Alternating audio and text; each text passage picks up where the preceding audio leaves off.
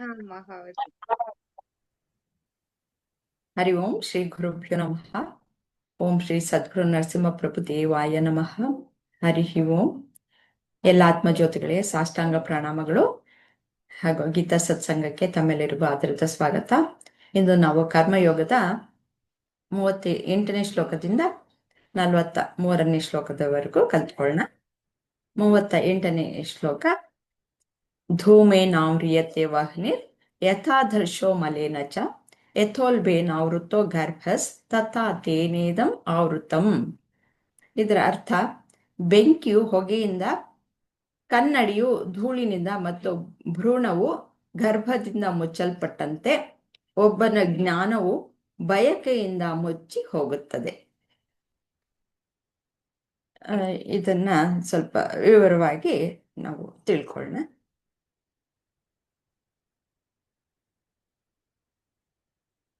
ವೀಣಾ ಅವರ first question attend ಮಾಡ್ತೀರಾ?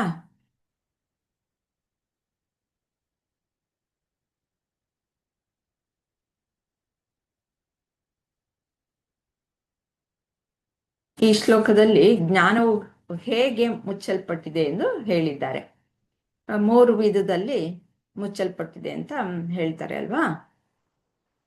ಅವುಗಳನ್ನ ಸ್ವಲ್ಪ ವಿವರವಾಗಿ ಮತ್ತೆ ನಿಮ್ಗೆ ಅದರಿಂದ ಏನು ತಿಳುವಳಿಕೆ ಬಂತು ಅದನ್ನ ಹೇಳಿ ವೀಣಾ ಅವರು. ಅದೇ ಮೇಡಮ್, ಅಲ್ಲೇ ಹೇಳಿರೋ ಹಾಗೆ ಹೊಗೆಯಿಂದ ಬೆಂಕಿ ಮುಚ್ಚಿದೆ, ಧೂಳಿಂದ ಕನ್ನಡಿ ಮುಚ್ಚಿದೆ, ಮತ್ತೆ ಗರ್ಭ ಭ್ರೂಣದಿಂದ ಮುಚ್ಚಲ್ಪಟ್ಟಿದೆ. ಹಾಗೇನೆ ಒಬ್ರು ಜ್ಞಾನವು ಬಯಕೆಯಿಂದ ಮುಚ್ಚಿ ಹೋಗುತ್ತದೆ ಅಂತ ಕೊಟ್ಟಿದ್ದಾರೆ. ಅದ್ರದ್ದು ಇನ್ನೊಂದರ್ಥ, ಒಳಾರ್ಥ ನೀವೇ ಹೇಳಿ ಮೇಡಮ್. ಆಯ್ತು. ಆತ್ಮಕ್ಕೆ ಸಂಬಂಧಪಟ್ಟ ಹಾಗೆ. ಅಂದ್ರೆ ನಮ್ಮ ಆತ್ಮನು ನನಗ್ ಗೊತ್ತಿರೋ ಮಟ್ಟಿಗೆ ನಮ್ಮ ಆತ್ಮನು ಸ್ವಲ್ಪ ಯಾರಿಗೂ ಕಾಣಿಸಲ್ಲ, ರೂಪ ಇಲ್ಲ, ಏನೂ ಇಲ್ಲ, ಆ ತರ ಮುಚ್ಚಲ್ಪಟ್ಟಿದೆ ಅನ್ನೋ ತರ ಅರ್ಥ ಇರ್ಬೋದೇನೋ ಅಂತ ಅನ್ಕೊಂಡೆ. ಹೌದು, ಹಾಗೇನೆ. ಆದ್ರೆ ಏನ್ರಿಂದ ಮುಚ್ಚಿದೆ ಅಂತಂದ್ಬಿಟ್ಟು ಇವಾಗ ನಾವು ಸಾಕಷ್ಟು ಸ್ಥೂಲ ಕಾಯ, ನಮ್ದು ಕಾಯಗಳಿಂದ 3 ಇದೆಯಲ್ಲ, ಸ್ಥೂಲ ಕಾಯ, ಮತ್ತೆ ಕಾರಣ, ಮತ್ತೆ ಇನ್ನೊಂದು ಇದೆಯಲ್ಲ, ಅದರಿಂದ ಮುಚ್ಚಲ್ಪಟ್ಟಿದೆ. ಇನ್ನು ಬೇರೆಯವರು ಸಹ ಏನು ಹೇಳ್ತಾರೆ ಇನ್ನು ಲಕ್ಷ್ಮೀಜಿ. ಹಾ ಅಮ್ಮ, ಇಲ್ಲಿ ಎಷ್ಟು ಸರಳ ಕೊಟ್ಟಾರ್ರಿ. ಬೆಂಕಿನ ಹೆಂಗ ಹೊಗೆ ಮುಚ್ಚತೈತಿ, ಕನ್ನಡಿನ ಹೆಂಗ ಧೂಳ್ ಮುಚ್ಚತೈತೆ, ಹಂಗ ಭ್ರೂಣನ್ ಹೆಂಗ ಗರ್ಭ ಮುಚ್ಚತೈತ, ಆತರ ಇವಾಗ ನಮ್ದು ಬಯಕೆ ಅನ್ನೋದನ್ನ ನಮ್ದು ನಮ್ ಜ್ಞಾನನ ಮುಚ್ಬಿಟ್ಟೈತ್ರಿ. ನಾವು ಆತ್ಮಜ್ಞಾನಿಗಳ ಅನ್ನೋದನ್ನ ಮರ್ತ್ ಬಿಟ್ಟೇವ್ರಿ. ಯಾಕಂದ್ರ ಹೆಂಗ ಕನ್ನಡಿನ ಶುಭ್ರ ಮಾಡ್ತೇವಲ್ರಿ, ಈಗ ಒಂದ್ ಕನ್ನಡಿ ಮೇಲೆ ಧೂಳ್ ಕುಂತಿರ್ತೈತಿ, ಆ ಧೂಳ್ನ ಒರ್ಸಿದ್ರ ನಾವ್ ಯಾರ್ ಅನ್ನೋದ್ ಗೊತ್ತಾಗ್ತೈತಿ ಅಮ್ಮ. ಈಗ ನಾನು ಈ ದೇಹ ಮನಸ್ಸು ಬುದ್ಧಿ ನಾನಲ್ಲ ಅಂತ ಹೇಳಿ ಬಿಟ್ಟಾಗ್ಲೇನ ನನ್ನ ಆತ್ಮ ಜ್ಞಾನ ಪಡ್ಯಾಕ್ ಸಾಧ್ಯ ಐತ್ರಿ. ನಾನೊಂದು ಚೈತನ್ಯ ಆತ್ಮ ಅನ್ನಕ ಅರಿವು ಪಡ್ಯಾಕ್ ಸಾಧ್ಯ ಐತ್ರಿ. ಅದನ್ ಹೇಳ್ಕೊಟ್ಟಾರ ಇಲ್ಲೇ. ಬಯಕೆ ಅನ್ನೋದನ್ ಬಿಟ್ಟಾಗ್ಲಷ್ಟ ನೀವು ನಿಮ್ ಜ್ಞಾನನ್ ಪಡ್ಯಾಕ್ ಸಾಧ್ಯ ಐತಿ. ಯಾವಾಗ್ಲೂ ಆಸೆಗಳ ಹಿಂದ ಬಯಕೆ ಅಂತಂದ್ ಹೇಳಿದ್ರಿ, ಈಗ ಒಂದ್ ಅರ್ಥದಿಂದ ಆಸೆ ಅಂತಂದ್ ಹೇಳಿ ಆಕತ್ರಿ. ಈ ನನ್ಗ್ ಅದ್ ಬೇಕು, ನನ್ಗ್ ಇದ್ ಬೇಕು, ಅಥವಾ ಏನೋ ಬ್ಯಾಡ್ದಾಗಿರೋದ್ ಈ ದೇಹ ಮನಸ್ಸು ಬುದ್ಧಿಗ್ ಏನ್ ಬೇಕಲ್ಲ ಅದ್ರ ಹಿಂದ ಓಡಾಕ್ ಚಾಲು ಆಗ್ತೇವ್ರಿ. ಮನಸ್ಸು ಏನೋ ಹೇಳ್ತೈತಿ, ಬುದ್ಧಿ ಏನೋ ಹೇಳ್ತೈತಿ, ದೇಹ ಏನೋ ಹೇಳ್ತೈತಿ, ಅದರಿಂದ ಓಡೋದ್ರ ಬದ್ಲು ನಿನಗ್ ಜ್ಞಾನ ಬೇಕಂದ್ರ ಇವನ್ ಬಿಟ್ಬಿಡು. ಮನ ಬುದ್ಧಿ ಅಹಂಕಾರದಿಂದ ಓಡೋದನ್ ಬಿಟ್ಬಿಡು. ಆತ್ಮಜ್ಞಾನ ಬೇಕಂದ್ರ ಇವನ್ ಬಿಟ್ರಷ್ಟ ನಿಮಗ್ ಆತ್ಮಜ್ಞಾನ ಸಿಗಾಕ್ ಸಾಧ್ಯ ಐತಿ ಅಂತಂದ್ ಹೇಳಿ ಈ 3 ಅರ್ಥದ ಮೂಲಕ ಅವ್ರ ನಮಗ್ ತಿಳಿಸ್ಕೊಟ್ಟಾರ್ರಿ. ಕನ್ನಡಿನ ಹೆಂಗ್ ಸ್ವಚ್ಛ ಮಾಡಿದ್ರ ನಮ್ ಮುಖ ಕಾಣಿಸ್ತೈತೆ, ಆತರ ನಿಮ್ಮನ್ ನೀವ್ ಸ್ವಚ್ಛ ಮಾಡ್ಕೊಳ್ರಿ, ಅವಾಗ ನಿಮ್ ಆತ್ಮ ಕಾಣಿಸ್ತೈತಿ, ನಿಮಗ ಆತ್ಮಜ್ಞಾನ ಬರ್ತೈತಿ ಅನ್ನೋದನ್ನ ಹೇಳ್ಕೊಟ್ಟಾರ್ರಿ ನಮಗ. ಆತರ ಅರ್ಥ ಆಯ್ತಮ್ಮ ನನ್ಗ. ಕರೆಕ್ಟ್ ಲಕ್ಷ್ಮೀಜಿ. ಹಾಗೆ ಆದ್ರೆ 3 ವಿಷಯಗಳನ್ನ ಹೇಳಿದ್ದಾರೆ. ಬೆಂಕಿನ ಹೊಗೆ ಮುಚ್ಚುತ್ತೆ ಅಂತ. ಬೆಂಕಿನ ಹೊಗೆ ಎಷ್ಟು ಮುಚ್ಚಿದ್ರು ಅದು ಹೆಚ್ಚಿಗೆ ಮುಚ್ಚಕ್ಕಾಗಲ್ಲ, ಒಂದ್ ಸ್ವಲ್ಪ ಮುಚ್ಚುತ್ತೆ ಅಷ್ಟೆ. ಆದ್ರೆ ಕನ್ನಡಿನ ಧೂಳು ಮುಚ್ಚಿದ್ರೆ ಅದು ಪೂರ್ತಿಯಾಗಿ ಕನ್ನಡಿ ಕಾಣಿಸ್ಕೊಳ್ದೆ ಇರೋ ರೀತಿಯಲ್ಲಿ ಮುಚ್ಚಕ್ಕೆ ಸಾಧ್ಯತೆ ಇದೆ. ಈ ಗರ್ಭ ಅಂತೂ ಆ, ಈ ಜರಾಯು ಅಂತಂದ್ರೆ ಅದು ಪ್ಲಾಸೆಂಟಾ ಹಂಸದಿಂದ. ಅಂತ ಹೇಳ್ತೀವಲ್ಲ, ಪ್ಲೆಸೆಂಟ್. ಪ್ಲಾಸೆಂಟಾ. ಅದು ಅದರಿಂದ ಅದರಿಂದ ಮುಚ್ಚಲ್ಪಟ್ಟಿರುತ್ತೆ. ಮೊದಲು ಏನು ಶಿಶು ಏನು ಫೀಟಸ್ ಇರುತ್ತಲ್ಲ, ಅದಕ್ಕೆ ಆಮ್ನಿಯಾಟಿಕ್ ಫ್ಲೂಯಿಡ್ ಅಂತ ಇರುತ್ತೆ, ಅದಕ್ಕೆ ಒಂದು ಕವಚ ಇರುತ್ತೆ, ಆಮ್ನಿಯಾಟಿಕ್ ಸ್ಯಾಕ್ ಅಂತ ಇರುತ್ತೆ. ಅದಕ್ಕೆ ಎಲ್ಲ ಮಗುಗೆ ಎಲ್ಲನೂ ಆಹಾರ ಎಲ್ಲ ಒದಗಿಸ್ಬೇಕಾದ್ರೆ ಪ್ಲಾಸೆಂಟಾ ಅಂತ ಇರುತ್ತೆ, ಅದು ಮೇಲ್ಗಡೆ ಕವರ್ ಆಗಿರುತ್ತೆ. ಅದು ಒಂದು ಸಮಯಕ್ಕೆ ಮಾತ್ರ ಅದು ಪಕ್ಕಕ್ಕೆ ಜರುಗಿ ಮಗು ಹೊರಗಡೆ ಬರೋದಕ್ಕೆ ಅವಕಾಶ ಮಾಡಿಕೊಡೋದು. ಅದುವರೆಗೂ ಮಗು ಹೊರಗಡೆ ಬರೋದಕ್ಕೆ ಅವಕಾಶ ಇರಲ್ಲ, ಹಾಗೆ ಮುಚ್ಚಿಬಿಟ್ಟಿರುತ್ತೆ. ಅದು ಅದು ತುಂಬ ಗಟ್ಟಿ. ಇವೆರಡಕ್ಕೂ ಕಂಪೇರ್ ಮಾಡಿದ್ರೆ, ಬೆಂಕಿಗೂ ಮತ್ತು ಕನ್ನಡಿಗೂ ಕಂಪೇರ್ ಮಾಡಿದ್ರೆ ಮಗುನ ಕವರ್ ಮಾಡಿರೋದು ಜಾಸ್ತಿ ತೀವ್ರವಾಗಿ. ಇದರಿಂದ ನಾವೇನು ತಿಳ್ಕೊಳ್ಬೋದು ಅಂತಂದರೆ, ಈ ಒಂದು ಸಾತ್ವಿಕ ಭಾವದಲ್ಲಿ ಇದ್ದಾಗ ಅದರಿಂದ ಆವಾಗ್ಲೂ ನಮಗೆ ಅಜ್ಞಾನ ಅನ್ನೋದಿರುತ್ತೆ. ಆ ಅಜ್ಞಾನವನ್ನು ಹೋಗ್ಲಾಡ್ಸೋದಕ್ಕೆ ತುಂಬ ಶ್ರಮ ಪಡಬೇಕಾಗಿಲ್ಲ. ಆಮೇಲೆ ಈ ಕನ್ನಡಿ ಇದೆಯಲ್ಲ, ಕನ್ನಡಿ ಮೇಲೆ ಧೂಳು ಪೂರ್ತಿಯಾಗಿ ಕೂತ್ಕೊಂಡ್ಬಿಟ್ಟಿರುತ್ತೆ. ಕನ್ನಡಿ ಇದೆ ಅನ್ನೋದೇ ಗೊತ್ತಾಗದೇ ಇರೋಷ್ಟು ಮಟ್ಟಿಗೂ ಸಹ ಕೂತ್ಕೊಳ್ಳೋದಕ್ಕೆ ಸಾಧ್ಯತೆ ಇರುತ್ತೆ. ಆದರೂ ಅದನ್ನು ಇನ್ನು ಸ್ವಲ್ಪ ಶ್ರಮ ಪಟ್ಟರೆ ಆವಾಗ ಅದನ್ನು ಒರೆಸಿ ತೆಗಿಬಹುದು. ಇದನ್ನು ಒಂದು ರಾಜಸಿಕ ಗುಣ ಇರಬೇಕಾದ್ರೆ ಅವರು ಎರಡನೇ ಹಂತ, ಅವರ ರಾಜಸಿಕ ಹಂತದಿಂದ ಅವರು ಸಾತ್ವಿಕಕ್ಕೆ ಬಂದು ಆಮೇಲೆ ಆತ್ಮಜ್ಞಾನವನ್ನು ಪಡೆದುಕೊಳ್ಳೋದಕ್ಕೆ ಸಾಧ್ಯತೆ ಇದೆ. ಸ್ವಲ್ಪ ಶ್ರಮ ಪಡಬೇಕಾಗತ್ತೆ. ಈ ಭ್ರೂಣ ಆದರೆ ಅದು ಇನ್ನೂ ಗಟ್ಟಿ, ಅದು ಬಿಟ್ಟಾಗ್ಲೇನೆ ಇದು ಸಾಧ್ಯವಾಗೋದು. ಅದನ್ನ ತಾಮಸಿಕ ಗುಣಕ್ಕೆ ಹೋಲಿಸ್ಬೋದು. ಅದು ಗಟ್ಟಿಯಾಗಿ ತುಂಬ ತಮಸ್ಸು ಅಂತಂದ್ರೆ ಅಲ್ಲಿಂದ ರಜಸ್ಸಿಗೆ ಬರಬೇಕು, ರಜಸ್ಸಿಂದ ಸತ್ವಗುಣಕ್ಕೆ ಬರಬೇಕು, ಆಮೇಲೆ ಆತ್ಮಜ್ಞಾನವನ್ನು ಪಡ್ಕೊಳ್ಬೇಕು. ಹೀಗೆ ಹಂತ ಹಂತವಾಗಿ ಬರಬೇಕು. ಈ ಎಲ್ಲ ಈ ಬಯಕೆಗಳು ಅನ್ನೋದು ಆ ರೀತಿಯಲ್ಲಿ ಕೂತ್ಕೊಂಡ್ಬಿಟ್ಟಿದೆ. ಆ ಬಯಕೆಗಳು, ರಾಜಸಿಕ ಬಯಕೆ ಅನ್ನೋದು ಕನ್ನಡಿ ಮೇಲೆ ಕೂತಿರುವ ಧೂಳು. ಈ ಸಾತ್ವಿಕ ಬಯಕೆ ಅನ್ನೋದು ಬೆಂಕಿಯ ಮೇಲೆ ಮುಚ್ಚಿರುವ ಹೊಗೆ. ಈ ತಾಮಸಿಕ ಬಯಕೆ ಅನ್ನೋದು ಈ ಜರಾಯು ಅಂತಂದ್ರೆ ಈ ಯಾವೊಂದು ಪ್ಲಾಸೆಂಟ ಅನ್ನೋದು ಶಿಶುನ ಹೇಗೆ ಮುಚ್ಚಿರುತ್ತೋ ಆ ರೀತಿ ಮುಚ್ಚಿರುವಂಥದ್ದು ಅಂತಂದ್ಬಿಟ್ಟು ಇಲ್ಲಿ ತಿಳಿಸ್ತಾ ಇದ್ದಾರೆ. ಹಾಗೆ ಗಟ್ಟಿಯಾಗಿರುತ್ತೆ, ಆದರೆ ಹಂತ ಹಂತವಾಗಿ ನಾವು ಅದನ್ನು ದಾಟಬಹುದು. ಮುಚ್ಚಿಬಿಟ್ಟಿದೆ. ನಾವು ಹಿಂದಿನ ಶ್ಲೋಕದಲ್ಲಿ ಎಲ್ಲ ಹೇಳಿದ್ದಾರೆ, ಹೇಗೆ ಕಾಮ ಕ್ರೋಧ ಅನ್ನೋದು ಹೇಗೆ ಮನುಷ್ಯನ ಬುದ್ಧಿಯನ್ನು ಹಾಳು ಮಾಡುತ್ತೆ ಅನ್ನೋದು ಹಿಂದಿನ ಕ್ಲಾಸಲ್ಲಿ ನಾವೆಲ್ಲನೂ ತಿಳ್ಕೊಂಡಿದ್ವಿ. ಈಗ ಬಯಕೆ ಅನ್ನೋದು ಸಹ ಯಾವ ರೀತಿಯಲ್ಲಿ ನಮ್ಮನ್ನು ಹಾಳು ಮಾಡುತ್ತೆ, ಅದಕ್ಕೋಸ್ಕರ ಏನು ಮಾಡಬೇಕು ಅನ್ನೋದನ್ನು ಸುಮ್ಮನೆ ಹಾಳು ಮಾಡುತ್ತೆ ಅಂತ ಹೇಳಿಬಿಡೋದಲ್ಲ, ಅದಕ್ಕೆ ಔಷಧಿಗಳನ್ನು ಸಹ ಶ್ರೀಕೃಷ್ಣ ಎಲ್ಲ ಹೇಳಿದ್ದಾರೆ. ಇಲ್ಲಿ ಹಿಂದಿನ ಶ್ಲೋಕದಲ್ಲಿ ಯಾರಾದ್ರೂ ಏನಾದ್ರು ಹೇಳೋದಿದ್ಯಾ? ನಾನು ಮುಂದಕ್ಕೆ ತೆಗೆದ್ಬಿಟ್ಟೆ. ಬೇರೆ ಏನಾದರೂ ನೀವು ಶೇರ್ ಮಾಡ್ಕೊಳ್ಳೋದಿದ್ರೆ ಶೇರ್ ಮಾಡ್ಕೊಳ್ಳಿ, ಅಥವಾ ಸಂಶಯ ಇದ್ರು ಕೇಳಿ. ವೀಣಾ ಅವ್ರಿಗೆ ಗೊತ್ತಾಯ್ತಲ್ವಾ? ನೀವು ಹೇಳಿದ್ದೇನೆ, ಇನ್ನು ಸ್ವಲ್ಪ ಸೇರಿಸಿರೋದು ಅಷ್ಟೆ. ಜ್ಞಾನದ ಬಯಕೆ ಅಂತ ಇತ್ತಲ್ಲ ಮೇಡಮ್, ಅದಕ್ಕೆ ನಾನು ಜ್ಞಾನದ ಅಲ್ಲ ಏನು ಜ್ಞಾನದ ಬಯಕೆ ಅಂತ ಅದ್ರದ್ದು ಜ್ಞಾನ ಆ ತರ ಅಂದ್ರೆ ಮುಚ್ಚಿದೆ ಕಾಮ ಅಂತನ ಬಯಕೆ, ಜ್ಞಾನವು ಬಯಕೆ ಬಯಕೆಯಿಂದ ಅಂತಂದ್ರೆ ಬಯಕೆ ಬೇಕು ಅಂದ್ರೆ ಬೇಕು ಕಾಮನೆಗಳು ಬೇಕು ಬೇಕು ಅಂತ ಬೇಕು ಅನ್ನೋದೇ. ಅವುಗಳಿಂದ ಏನಾಗುತ್ತೆ ಅಂದ್ರೆ ಕಾಮನೆಗಳಿದ್ದಾಗ ನೀವು ಏನು ಹೇಳಿದ್ರಿ ಅಲ್ವಾ, ಈ ದೇಹ ಮನಸ್ಸು ಬುದ್ಧಿ ಅಂತ ಅಂದ್ಬಿಟ್ಟು ನಾವ್ ಯಾವಾಗಿರ್ತೀವೋ ಆಗ ಬರುವಂತಹ ಕಾಮನೆಗಳವು. ಯಾವಾಗ ನಾನು ದೇಹ ಮನಸ್ಸೆಲ್ಲ ಬುದ್ಧಿ ಅಲ್ಲ ಅಂತ ಬಿಡ್ತೀನೋ, ನೀವಿಬ್ರು ಹೇಳಿದ ಹಾಗೆ, ಆಗ ಆತ್ಮನ ದರ್ಶನ ಆಗುತ್ತೆ. Okay madam, thank you.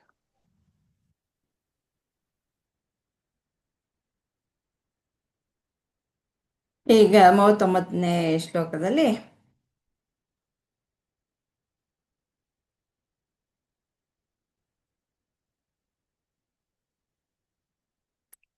ಆವೃತಂ ಜ್ಞಾನಮೇತೇನ ಜ್ಞಾನಿನೋ ನಿತ್ಯವೈರಿಣ ಕಾಮರೂಪೇಣ Kaunteya ದುಷ್ಪೂರೇಣಾನಲೇನ ಚ ಅಂತ ಇದೆ. ಓ ಕುಂತಿಪುತ್ರನೇ, ಎಂದಿಗೂ ತೃಪ್ತಿಯಾಗದ ಮತ್ತು ಬೆಂಕಿಯಂತೆ ಸುಡುವ ಅತೃಪ್ತ ಬಯಕೆಗಳು ಅತ್ಯಂತ ವಿವೇಚನಾಶೀಲರ ಜ್ಞಾನವನ್ನು ಸಹ ಪ್ರಬಲ ವೈರಿಯಂತೆ ಆವರಿಸುತ್ತದೆ. ಹೇಗೆ ಈ ಬಯಕೆಗಳು ಅನ್ನೋದು ಹೇಗೆ ದಾರಿ ತಪ್ಪಿಸುತ್ತವೆ ಅನ್ನೋದನ್ನ ಇಲ್ಲಿ ಹೇಳ್ತಾ ಇದ್ದಾರೆ.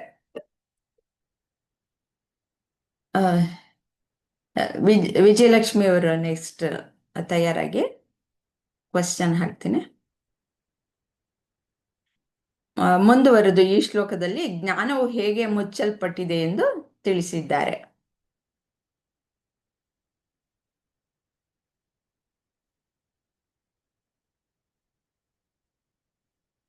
ಈ ಜ್ಞಾನದಿಂದ ಹೇಗೆ ಅದರ ಪರಿಣಾಮ ಏನು ಅಂತ ಇಲ್ಲಿ ಕೊಟ್ಟಿದ್ದಾರೆ.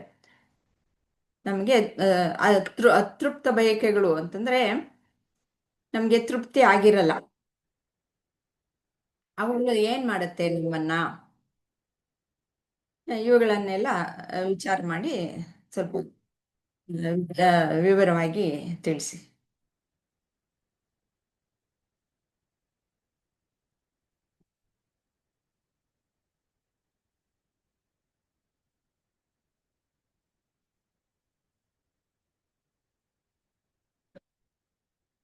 ವಿಜಯಲಕ್ಷ್ಮಿ ಅವ್ರು ಇದ್ದೀರಾ?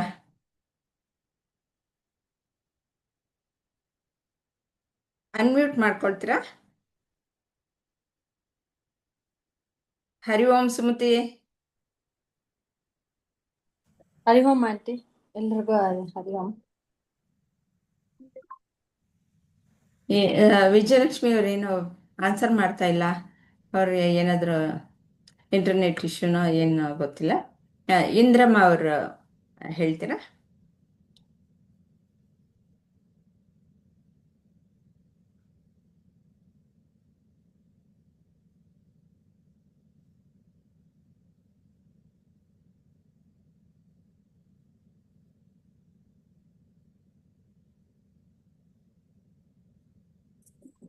ಸರಿ ಅಮ್ಮ, ಆನ್ ಮಾಡಕ್ ಹೋಗಿ ಅದೇನೇನೋ ಆಗೋತು.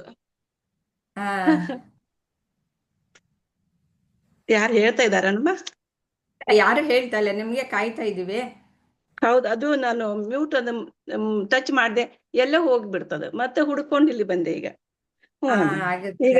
ಈಗ ಈ ಒಂದು ಆಶಯಗಳನ್ನ, ಇಂದ್ರಿಯಗಳನ್ನ ಮತ್ತು ಮನಸ್ಸು, ಬುದ್ಧಿ, ಈ ನೆಲೆಗಳಾದಂತ ಅವುಗಳ ಮೂಲಕ ಎಷ್ಟನೇದ 39. ಹೀಗೆ ಜ್ಞಾನಿಯ ಜೀವಿಯ ಶುದ್ಧ ಪ್ರಜ್ಞೆಯನ್ನು ಅವನ ನಿತ್ಯ ವೈರಿಯು ಕಾಮರೂಪದಿಂದ ಆವರಿಸಿರುತ್ತದೆ. ಅದಕ್ಕೆ ತೃಪ್ತಿ ಎನ್ನುವುದೇ ಇಲ್ಲ, ಅದು ಅಗ್ನಿಯಂತೆ ಉರಿಯುತ್ತದೆ ಅಂತ ಹೇಳಮ್ಮ. ಅದು ಹೇಗೆ ಅಂದ್ರಮ್ಮ, ಈಗ ಒಂದು ನಾವು ಉದಾಹರಣೆ ಕೊಡ್ಬೇಕಂದ್ರೆ, ಈಗ ನೀರಿನ ಒಲೆ ಅಂತ ಇತ್ತು ಹಿಂದ ಹಳ್ಳಿಗಳಲ್ಲೆಲ್ಲ ಇರ್ತೈತಿ. ಆ ಒಲೆಗೆ ನೀರ್ ಕಟ್ಟಿಗೆ ಇಡ್ತಾನೆ ಇರ್ತವಿ, ನೀರ್ ಕಾಯ್ತಾನೆ ಇರ್ತೈತಿ. ಅದು ಯಾವಾಗ ನೋಡಿದ್ರು ನೀರ್ ಬೆಚ್ಚಗನೆ ಇರ್ತಾವ. ಅದೇ ರೀತಿ ಈಗ ಮನುಷ್ಯನು ತನ್ನ ಆಸೆಗಳಿಗೆ, ತನಗೆ ಅದು ಬೇಕು ಇದು ಬೇಕು ಅಂತ ಆಸೆಗಳು ಇದ್ದಾಗ, ಈಗ ಅವನಿಗೆ ಸಾಧಾರಣವಾಗಿ ಅವ್ನ್ ಜೀವನ ಮಾಡ್ಬೇಕು ಅಂದ್ರೆ ಎಲ್ಲಾ ರೀತಿಯ ವ್ಯವಸ್ಥೆನೂ ಇರ್ತೈತಿ. ಒಂದು ಮನೆ ಇರ್ತೈತಿ, ಸ್ವಂತ ಮನೆ ಅಂತ, ಕಾರ್ ಇರ್ತೈತಿ, ಸಣ್ಣ ಸಣ್ಣ ಗಾಡಿಗಳು ಇರ್ತವು, ಹೀಗೆ ಎಲ್ಲ ಇರ್ತೈತಿ. ಇದ್ರೂ ಸಹಿತ ಅವನಿಗೆ ಇನ್ನೂ ಅಲ್ಲೇ ಆಸ್ತಿ ಮಾಡ್ಬೇಕು, ಅದು ಮಾಡ್ಬೇಕನ್ನೋ ಇಂತ ಆಸೆಗಳು ಜಾಸ್ತಿ ಇರೋದ್ರಿಂದ ಏನಾಗ್ತೈತಿ, ಅವನಿಗೆ ಅಲ್ಲಿ ಆಸೆಗಳು ಹುಟ್ಟುಕೊಂಡು ಆ ಒಂದು ಬಂಧನದಲ್ಲಿ ಸಿಗಾಕೊಂಡ್ಬಿಡ್ತಾನ. ಆ ಬಂಧನ ಏನಾಗ್ತೈತಿ ಅಮ್ಮ, ಅವನಿಗೆ ಸರಪಳಿ ಚೈನ್ ಹಾಕದಂಗ್ ಕಟ್ಟದಂಗ ಆಗ್ಬಿಡ್ತೈತಿ. ಆದ್ರೆ ಅವಾಗ ಅವನ್ನೆಲ್ಲ ಬಿಡಿಸ್ಕೊಂಡು ಅವನು ಹೊರಗಡೆ ಬರ್ಬೇಕು. ಅವನ್ನೆಲ್ಲ ಹೊರಗಡೆ ಬರ್ಬೇಕು ಅಂದ್ರೆ ಅವನ ಆಸೆಗಳನ್ನ ಬಿಡ್ಬೇಕು. ಹೇಗಪ್ಪ ಅಂದ್ರೆ, ಈಗ ಪ್ರಭುಜಿ ಅವ್ರು ಹೇಳ್ತಿರ್ತಾರ, ದೇಹ ನಾನಲ್ಲ, ಮನಸ್ಸು ಬುದ್ಧಿ ನಾನಲ್ಲ, ಶಿವೋಹಂ ಶಿವೋಹಂ ಅಂತ ಹೇಳಿ ಆ ರೀತಿ ನಾವು ಆದಾಗ, ನಮ್ದ ಒಂದು ಜ್ಞಾನವನ್ನ ನಾವು ಅರಿತಾಗ ಇವೆಲ್ಲ ಆಸೆಗಳು ಕಡಿಮೆ ಆಗ್ತಾ ಹೋಗ್ತಾವು. ಅವಾಗ ನಮ್ಗೆ ಈ ಅಧ್ಯಾತ್ಮದಲ್ಲಿ ಒಂದು ಪ್ರಗತಿಯನ್ನ ನಾವು ಕಾಣ್ಬೋದು ಅಂತ ಅಮ್ಮ. ಕರೆಕ್ಟ್ ಆಗಿ ಹೇಳಿದ್ದೀರ. ಇವಾಗ ಎಲ್ಲರೂ ನೀವು ಪ್ರವೀಣರಾಗ್ಬಿಟ್ಟಿದ್ದೀರಾ. ಅದಕ್ ನೀವೇ ಕಾರಣಮ್ಮ. ಕ್ವಶನ್ ಏನಿಲ್ಲ. ಈ ತರ ಎಲ್ಲಾ ಕಡೆ ಕ್ಲಾಸ್ ಅಲ್ಲಿ ಕ್ವಶನ್ಸ್ ಯಾರು ಕೇಳೋದಿಲ್ಲ ಅನ್ಸುತ್ತೆ. ಆದ್ರೆ ನಮಗ್ ನೀವು ಕ್ವಶನ್ ಕೇಳಿ ನಮ್ಗ ಅದು ಒಂದೊಂದು ಶ್ಲೋಕಗೂ ಅರ್ಥ ನಮ್ಮ ಮನದಟ್ಟ ಆದಂಗ ಆಗ್ಬಿಟ್ಟೈತಮ್ಮ ಈಗ. ಪೆನ್ಸಿಲ್ ಶಾರ್ಪ್ ಆಗಕ್ ಹೆಂಗ ಶಾರ್ಪ್ನರ್ ಮುಖ್ಯನ ಹಾ ಹಂಗ ಅಮ್ಮ. ಹೌದೌದು, ಚೇಂಜಸ್ ಆಗ್ತಾನ ಹೋಗ್ತೈತಿ. ಈಗ ನಮ್ಮಿಂದ ನಾವೇ ಸ್ವಂತ ಹೇಳುವಷ್ಟು ನಮ್ಗ ಶಕ್ತಿ ಬರ್ತಾ ಐತಿ ನೋಡ್ರಿ. ಅದಕ್ ಕಾರಣ ಅದೇ ನೀವ ನೀವು ಈ ತರ ಆಗ್ತೀರಿ. ರೆಡಿ ಆಗ್ಬೇಕು ಅಂತಾನೆ ಇದು ತಯಾರಿ ಮಾಡ್ತಾ ಇರೋದು. ಅದೇ ಹೇಳಿದ್ನಲ್ಲ, ಹೌದಮ್ಮ. ಕ್ಲಾಸ್ಗಳಿಗೆ ಈ ನೆಕ್ಸ್ಟ್ ಡಿಸೆಂಬರ್ ಅಷ್ಟೊತ್ತಿಗೆ ನೀವು ಪೂರ್ತಿ ಒಂದು ಭಾಷಣ ಕೊಡೋ ಹಂಗೆ ತಯಾರಾಗ್ಬೇಕು. ಅದಮ್ಮ ಅಲ್ಲಿ ಅದಕ್ಕೆ ಇಲ್ಲಿ prepare ಹುಡುಕಿ ಮಾಡ್ತಾ ಹುಡುಕಿ ಹುಡುಕಿ ಒಂದ್ ನೆಲೆಗ್ ಬಂದ್ ನಿಂತಂಗ ಆಯ್ತು ನೋಡ್ರಿ ನಾವು. ನೀವೆಲ್ಲ ತಯಾರಾಗ್ತೀರ. ಹೋಯ್ತಮ್ಮ. ಅಂದ್ರೆ ಯಾರು ರೆಗ್ಯುಲರ್ ಆಗಿ ಬರಲ್ವೋ ಅಂತವ್ರ ಕಷ್ಟ ಆಗ್ಬೋದು. ರೆಗ್ಯುಲರ್ ಆಗಿ ಬಂದ್ರೆ ನೀವುಗಳು ಜೆಗೆ ಹೋಗೋಕೆ ತಯಾರಾಗಿರ್ತೀರ. ಫಸ್ಟ್ ಒಂದೆರಡು ನಿಮ್ಮ ಇವನ್ ತೋರಿಸ್ರಿ ಅಮ್ಮ, ಹಾಕ್ರಿ ಒಂದೆರಡು ನಿಮ್ ಕ್ಲಾಸ್ ಇದ್ದಾಗ ಹಾಕ್ರಿ, ನಮ್ಗ ಲಿಂಕ್ ಕೊಡ್ರಿ. ಈ ಸರ್ತಿ ಬನ್ನಿ, ನಾನು ತಿಳಿಸ್ತೀನಿ. ಹಾ 11 ತಾರೀಕು ಯಾವತ್ತಿರುತ್ತೆ? ಇರುತ್ತೆ, ಮಾರ್ಚ್ 11 ಮಾರ್ಚ್ ಇರುತ್ತೆ. ಮಾರ್ಚ್ 11. ದೂರ ಇದೆ. ಇರುತ್ತೆ. ಅದೇ ಲಿಂಕ್ ಕಳಿಸ್ತೀನಿ ನಾನು, ಇದ್ರಲ್ಲಿ ಹಾಕಿರ್ತೀನಿ. ಯಾವ್ದ್ರಲ್ಲಿ AVSC ಕ್ಲಾಸ್ ಎಲ್ಲ ಹಾಕಿರ್ತೀನಿ, ಜಾಯ್ನ್ ಆಗಿ. ಓಕೆ. ಇದು ನೀವು ಹೇಳಿದ ಹಾಗೆ ಹೀಗೆ ನಾನು ಈ ದೇಹ ಎಲ್ಲ ಮನ ಬುದ್ಧಿ ಆಸೆಗಳಿಗೆ ನಾನಲ್ಲ, ಹಾ ದೇಹ ಬುದ್ಧಿ ಸಚ್ಚಿದಾನಂದ ಆತ್ಮ ಜ್ಞಾನ. ಅಂತಂದ್ಬಿಟ್ಟು ತಿಳ್ಕೊಳ್ಬೇಕು. ಅದನ್ನ ಅಂದ್ರೆ ಹಾಗೆ ವಿಂಗಡಣೆ ಮಾಡಕ್ಕೆ ಸಾಧ್ಯ ಯಾವಾಗ ಆಗಲ್ಲ ಅಂತಂದ್ರೆ, ನೀವು ಹೇಳಿದ ಹಾಗೇನೆ ನಮ್ಗೆ ಈ ಬಯಕೆಗಳು ಇಂದ ಅದು ಬೇಕು ಇದು ಬೇಕು ಅಂತ ಹೊರ ಪ್ರಪಂಚದಿಂದ ನಾವು ಸಂತೋಷವನ್ನ ಪಡೆಯೋದಕ್ಕೆ ಅವಣಿಸ್ತಾ ಇರ್ತೀವಿ. ಆ ಸಂತೋಷ ಅಂದ್ರೆ ಅದಕ್ಕೆ ತೃಪ್ತಿನೇ ಆಗಲ್ಲ. ಈ ಇದಕ್ಕೆ ಬೆಂಕಿಗೆ ಏನಾದ್ರೂ ತೃಪ್ತಿ ಆಗತ್ತಾ? ಸಾಧ್ಯನೇ ಇಲ್ಲ. ಎಷ್ಟಾದ್ರೂ ಹಾಕಿದ್ರು ಸುಟ್ಟು ಹಾಕತ್ತೆ. ಆ ರೀತಿಯಲ್ಲಿ ಎಷ್ಟು ನಾವು ಸಂತೋಷವನ್ನ ಹೊರ ಪ್ರಪಂಚದಿಂದ ಪಡಿತೀವಿ ಅಂತಂದ್ರು ಅದು ಸಂಪೂರ್ಣವಾದ ಸಂತೋಷವನ್ನ ತಂದು ಕೊಡಲ್ಲ. ಅದಕ್ಕೆ ಈ ಮತ್ತೆ ಕಾರ್ಯೋನ್ಮುಖರಾಗ್ತೀವಿ. ಆ ವಾಸನೆಗಳು ಬರುತ್ತೆ, ಮತ್ತೆ ನಾವು ಕಾರ್ಯಪ್ರವೃತ್ತರಾಗ್ತೀವಿ, ವಾಸನಾ ಬೀಜಗಳು ಮತ್ತೆ ಬರುತ್ತೆ. ಹೀಗೆ ಕರ್ಮಚಕ್ರದಲ್ಲಿ ನಾವು ಸಿಕ್ಕಾಕೊಳ್ತೀವಿ. ಅದು ಏನಿದು, ಅದು ಕಾಮ್ಯ ಕರ್ಮ ಮಾಡಿದಾಗ ಆ ರೀತಿಯಲ್ಲಿ ನಾವು ಕರ್ಮಚಕ್ರದಲ್ಲಿ ಸಿಕ್ಕಾಕೊಳ್ತೀವಿ. ಆ ವಿವೇಚನಾಶೀಲರು ಅಂತಂದ್ರೆ ಯಾರು ಬುದ್ಧಿಯಲ್ಲಿ ಈ ಒಂದು ವಿವೇಕ ಅನ್ನೋದು ಜಾಗೃತವಾಗಿರುತ್ತೋ ಅಂಥವ್ರಿಗೇನು ಯಾವುದು ಆತ್ಮ ಯಾವುದು ಅನಾತ್ಮ ಅನ್ನೋದನ್ನ ವಿಂಗಡಣೆ ಮಾಡೋದಕ್ಕೆ ಸಾಧ್ಯ ಆಗುತ್ತೆ.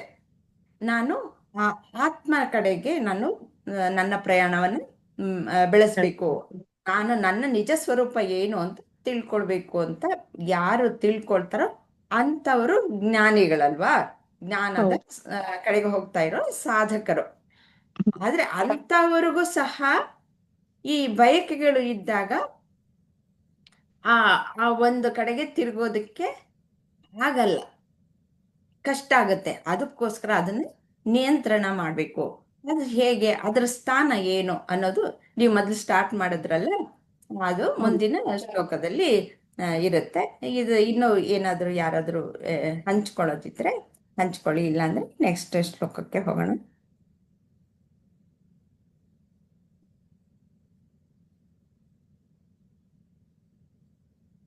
ಸ್ವಲ್ಪ ಇನ್ನೊಂದು ಸೂಕ್ಷ್ಮವಾಗಿ ಒಂದ್ ಸ್ವಲ್ಪ ಹೇಳಿ ಮೇಡಮ್, ಆತ್ಮದ ವಿಚಾರವಾಗಿ ಈ ಪೋಯಮ್ದು, ಈ ಪದ್ಯದ್ದು ಒಂದೆರಡು ಲೈನ್ ಅಲ್ಲಿ ಹೇಳಿ. ಈ ಆತ್ಮ ಅನ್ನೋದಿದೆ ಅಲ್ವಾ, ಅದರ ಕಡೆಗೆ ನೋಡಿ, ಎಂದಿಗೂ ತೃಪ್ತಿಯಾಗದ ಮತ್ತು ಬೆಂಕಿಯಂತೆ ಸುಡುವ ಅತೃಪ್ತ ಬಯಕೆಗಳು ಅಂತಂದ್ರೆ, ಅವು ಕಾಮ್ಯ ಕರ್ಮ ಮಾಡ್ತಾ ಇರ್ಬೇಕಾದ್ರೆ ನಮ್ಗೆ ಎಷ್ಟೇ ಆಗ್ಲಿ ಹೊರ ಪ್ರಪಂಚದಿಂದ ನಾವು ಸಂತೋಷವನ್ನ ಪಡಿಬಹುದು ಅಂತ ಕಾಮ್ಯ ಕರ್ಮವನ್ನ ಮಾಡ್ತೀವಿ. ಏಕೆಂದ್ರೆ ಏನಾದ್ರೂ ಕೆಲಸ ಮಾಡಿದ್ರೆ ಅದಕ್ಕೆ ಒಂದು ಫಲ ಅನ್ನೋದು ಬರುತ್ತೆ, ಅದು ನನಗೆ ಸಂತೋಷವನ್ನು ಕೊಡುತ್ತೆ ಅಂತಂದ್ಬಿಟ್ಟು. ಹಾಗೆ ಮಾಡ್ತಾ ಇದ್ದಾಗ ಆ ಫಲ ಸುಖ ಕೊಡಬಹುದು, ದುಃಖ ಕೊಡಬಹುದು. ಸುಖ ಕೊಟ್ಟಾಗ ಏನ್ ಮಾಡ್ತೀವಿ ನಾವು, ಇದು ಸುಖ ಕೊಡ್ತಾ ಇದೆಯಪ್ಪ ಅಂತಂದ್ಬಿಟ್ಟು, ಸಂತೋಷ ಕೊಡ್ತಾ ಇದೆ ಅಂತಂದ್ಬಿಟ್ಟು ಮತ್ತೆ ಪಡೆಯೋದಕ್ಕೆ ನಾವು ಹವಣಿಸ್ತೀವಿ. ಸಮಯ ಬಂದಾಗ ಆ ವಾಸನೆಗಳಾಗಿ ಅಲ್ಲಿ ಸಂಗ್ರಹ ಆಗಿರುತ್ತೆ ನಮ್ಮ ಚಿತ್ತದಲ್ಲಿ. ಸಮಯ ಬಂದಾಗ ಮತ್ತೆ ಅದನ್ನ ಪಡೆಯೋದಕ್ಕೆ ನಾವು ಹವಣಿಸ್ತೀವಿ. ಇಲ್ಲ ನನಗೆ ಅದು ತೊಂದರೆ ಕೊಟ್ಬಿಡುತ್ತಪ್ಪ ಅಂತಂದ್ರೆ ಅದರಿಂದ ದೂರ ಇರೋದಕ್ಕೆ ಏನೇನ್ ಮಾಡ್ಬೇಕು, ಅದನ್ನ ಮಾಡೋದಕ್ಕೆ ತೊಡಕೊಳ್ತೀವಿ. ಅದು ವಾಸನಾ ಬೀಜಗಳಾಗಿ ನಮ್ಮಲ್ಲಿ ಕುಳಿತಿರುತ್ತೆ. ಅದರಿಂದ ದೂರ ಇರ್ತೀವಿ. ಉದಾಹರಣೆಗೆ ಈ ಲಾಟ್ರಿ ಟಿಕೆಟ್ ಮೊದಲು ತುಂಬಾ ಇತ್ತು. ಈ ಲಾಟ್ರಿ ಹುಚ್ಚಿ ಹಿಡಿದವರು ಹಾಗೆ ಉದಾಹರಣೆ ಕೊಡ್ತೀನಿ. ಈಗ ಬೇರೆ ಬೇರೆ ಎಲ್ಲ ಇವೆ ಬೇಕಾದಷ್ಟು ಚಟಗಳು. ಅದನ್ನ ತಗೊಳ್ಳೋಣ. ಗೇಮ್ ಆಡ್ತಾರಲ್ಲ ಆ, ಯ- ಎಷ್ಟು ಆ ಅವ್ರಗಳ ಹಾಗೆ ಗೇಮ್ಸ್ ಆಟ ಆಡೋದು ಎಷ್ಟು ಹುಚ್ಚ. ಆ, ಎಷ್ಟು ಇದಾದ್ರೂ ಅವ್ರಿಗೆ ಸಮಾಧಾನನೇ ಆಗ್ತಲ್ಲ. ಪೂರ್ತಿಯಾಗಿ ದುಡ್ಡೆಲ್ಲ ಕಳ್ಕೊಂಡ್ರು ಮತ್ತೆ ಅದೇ ಮತ್ತೆ ಫಸ್ಟ್ ಬಂತು, ಸಂಬಳ ಬಂತು ಅಂದ್ರೆ ತಗೊಂಡೋಗಿ ಅದಕ್ಕೆ ಹಾಕೋ. ಹಾನ್ರಿ. ಎಷ್ಟು ಸತಿ ಆದ್ರೂ ನಾವು ಈ ಸತಿ ಬಂದ್ಬಿಡುತ್ತೆ ನನ್ಗೆ 1 ಕೋಟಿ ಅಂತಂದ್ಬಿಟ್ಟು, ಯಾವಾಗ್ಲೂ ಬರಲ್ಲ. ಹಾಗೆ ಆದ್ರೆ ಅದನ್ನ ದೂರ ಇಡೋದಕ್ಕೆ ಆಮೇಲೆ ಏನ್ ಮಾಡ್ತಾನೆ, ಪೂರ್ತಿ ಕೆಟ್ಟ ಮೇಲೆ ಅದರಿಂದ ದೂರ ಇರೋಕ್ಕೆ ಪ್ರಯತ್ನ ಪಡ್ತಾನೆ. ಹೀಗೆ ಬುದ್ಧಿವಂತರು 1 ಸತಿ 2 ಸತಿಗೆ ತಿಳ್ಕೊಂಡು ಸುಮ್ಮನೆ ಆಗ್ತಾರೆ. ಓ ನಾನು ಸರಿ ಇಲ್ಲಪ್ಪ, ನಾನು ಒಂದು ಸಂಬಳದಲ್ಲಿ ನಾನು ಸಂತೋಷವಾಗಿ ನಾನಿರೋಣ ಅಂತಂದ್ಬಿಟ್ಟು ಅಂದ್ಕೊಳ್ತಾರೆ. ಹೀಗೆ ಅನೇಕ ವಸ್ತುಗಳು ಹಾಗೆ ಇರುತ್ತೆ. ಈ ಪ್ರೀತಿ ಪ್ರೇಮ ಅವುಗಳು ಹಾಗೆ ಎಷ್ಟು ಜನ ಸುಟ್ಟು ಹಾಕ್ಬಿಟ್ಟಿರುತ್ತವೆ. ಬುದ್ಧಿ ಇಲ್ಲದೆ ಪ್ರಾಣನೂ ಕಳ್ಕೊಳ್ತಾರೆ. ಅದು ವಿವೇಚನೆ ಮಾಡೋದಕ್ಕೆ ವಿವೇಕ ಅನ್ನೋದು ಅವಾಗ ಜಾಗೃತ ಆಗಬೇಕು. ಜಾಗೃತ ಆದಾಗ ಯಾವ ತಪ್ಪು ಯಾವುದು ಸರಿ ಅನ್ನೋದನ್ನ ವಿಭಾಗ ಮಾಡಿ ಸರಿ ಇದು ಅಂತ ಹೇಳುವಂಥದ್ದು ವಿವೇಕ. ಗೊತ್ತಾಯ್ತಾ ಇವ್ರೆ, ವೀಣಾ ಅವ್ರೆ? ಆ ವಿವೇಕದಿಂದಲೇ ಈ ಕಾಮ್ಯ ಕರ್ಮ ಮಾಡೋದೆಲ್ಲನೂ ಈ ದೇಹ ಮನಸ್ಸು ಬುದ್ಧಿಗಳಿಗೆ ಸಂಬಂಧಪಟ್ಟಿದ್ದು. ಈ ಆತ್ಮನಿಗೆ ಅದು ಸಂಬಂಧ ಇಲ್ಲ. ಏನಿದ್ರು ಕರ್ಮಗಳೆಲ್ಲ ಆತ್ಮನಿಗೆ ಸಂಬಂಧ ಪಟ್ಟಿದ್ದ ಅಲ್ಲ ಅಂತಂದ್ಬಿಟ್ಟು ಒಂದು ವಿವೇಕ ಬರೋದು ನಮ್ಮ ಬುದ್ಧಿಯಲ್ಲಿರುವಂತ ಸೂಕ್ಷ್ಮವಾದಂತಹ ವಿವೇಕಕ್ಕೆ ಮಾತ್ರ. ಆತ್ಮ ಅನ್ನೋದು ಅದು ಯಾವ ಕರ್ಮನೂ ಮಾಡಲ್ಲ, ಯಾವ ಕೆಲಸವನ್ನು ಮಾಡಲ್ಲ. ಅದು ಅಸಂಗ. ಇವು ಯಾವುದಕ್ಕೂ ಅದು ಅಂಟ್ಕೊಂಡಿಲ್ಲ. ಇವಾಗ ಏನು ಕರೆಂಟ್ ಇದೆ, ಅದು ಕರೆಂಟ್ ಇದೆ. ಈ ಫ್ಯಾನ್ ಅಲ್ಲಿ ಹರಿಯುತ್ತೆ, ಫ್ರಿಜ್ಜಲ್ಲಿ ಹರಿಯುತ್ತೆ, ಮತ್ತೆ ಓವನ್ನಲ್ಲಿ, ಮಿಕ್ಸಿಲಿ ಎಲ್ಲದರಲ್ಲೂ ಹರಿಯುತ್ತೆ. ಅದೇನಾದ್ರೂ ಕೆಲಸ ಮಾಡುತ್ತಾ? ಇಲ್ಲ. ಅದು ಇವೆಲ್ಲನೂ ಒಂದೊಂದರಲ್ಲಿ ಫ್ರೀಸ್ ಮಾಡುತ್ತೆ, ಒಂದರಲ್ಲಿ ಗಾಳಿ ಬೀಸುತ್ತೆ, ಇನ್ನೊಂದರಲ್ಲಿ ರುಬ್ಬುತ್ತೆ. ಹೀಗೆ ಒಂದೊಂದರಲ್ಲಿ ಒಂದೊಂದು ಕೆಲಸ ಮಾಡುತ್ತೆ.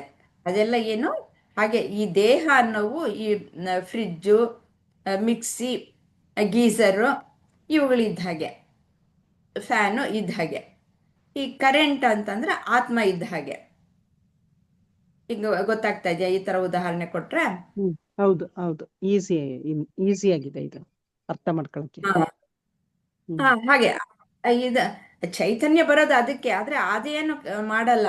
ಇವುಗಳು ಹೇಗೆ ಡಿಸೈನ್ ಮಾಡಿರ್ತಾರೋ ಆ ರೀತಿಯಲ್ಲಿ ಕರ್ಮಗಳು ನಡೀತಾ ಇರುತ್ತೆ. ಆ ಕೆಲಸಗಳು, ಕರ್ಮ ಅಂದ್ರೆ ಕೆಲಸಗಳು ತಾನೆ, ನಡೀತಾ ಇರುತ್ತೆ. ಹಾಗೆ ನಮ್ಮ ಇನ್ಸ್ಟ್ರೂಮೆಂಟ್ ಹೆಂಗಿರುತ್ತೋ ಆ ರೀತಿಯಲ್ಲಿ ನಡೀತಾ ಇರುತ್ತೆ. ಆತ್ಮ ಅದಕ್ಕೆ ಅಸಂಗ. ಆದ್ರೆ ನಾನು ಏನ್ ಅನ್ಕೊಂಡಿದ್ದೀನಿ ಇವಾಗ, ನಾನು ಈ ಇನ್ಸ್ಟ್ರೂಮೆಂಟ್ ನಾನು ಅನ್ಕೊಂಡ್ಬಿಟ್ಟಿದ್ದೀನಿ. ಅದು ತಪ್ಪು ತಿಳುವಳಿಕೆ. ಅದನ್ನ ತೆಗಿಬೇಕಾಗಿರೋದು ಈಗ. ಅದನ್ನ ತೆಗ್ದಾಕ್ಬಿಟ್ಟು ನಾನು ಆತ್ಮ ಅನ್ನೋದನ್ನ ತಿಳ್ಕೊಂಡೆ ಅಂತಂದ್ರೆ ಆವಾಗ ನಾನು ಈ ಬೈಕೆಗಳಿಂದನೂ ದೂರ ಇರ್ತೀನಿ. ನನ್ನ ಇಂದ್ರಿಯಗಳು ನನ್ನ ನಿಯಂತ್ರಣದಲ್ಲಿರುತ್ತೆ. ಇಂದ್ರಿಯಗಳು ನನ್ನನ್ನು ನಿಯಂತ್ರಿಸಲ್ಲ, ಮನಸ್ಸು ನನ್ನನ್ನ ನಿಯಂತ್ರಿಸಲ್ಲ. ನಾನು ಮನಸ್ಸನ್ನ ನಿಯಂತ್ರಣ ಮಾಡ್ತೀನಿ. ಬುದ್ಧಿನೂ ಅಷ್ಟೆ. ಅದನ್ನು ತಿಳ್ಕೊಳ್ಬೇಕಷ್ಟೆ. ನಾನು ಯಾವಾಗ ನಾನು ಆತ್ಮ ಸ್ವರೂಪಿ ಅಂತ ತಿಳ್ಕೊಂಡಾಗ. Okay madam, thank you madam.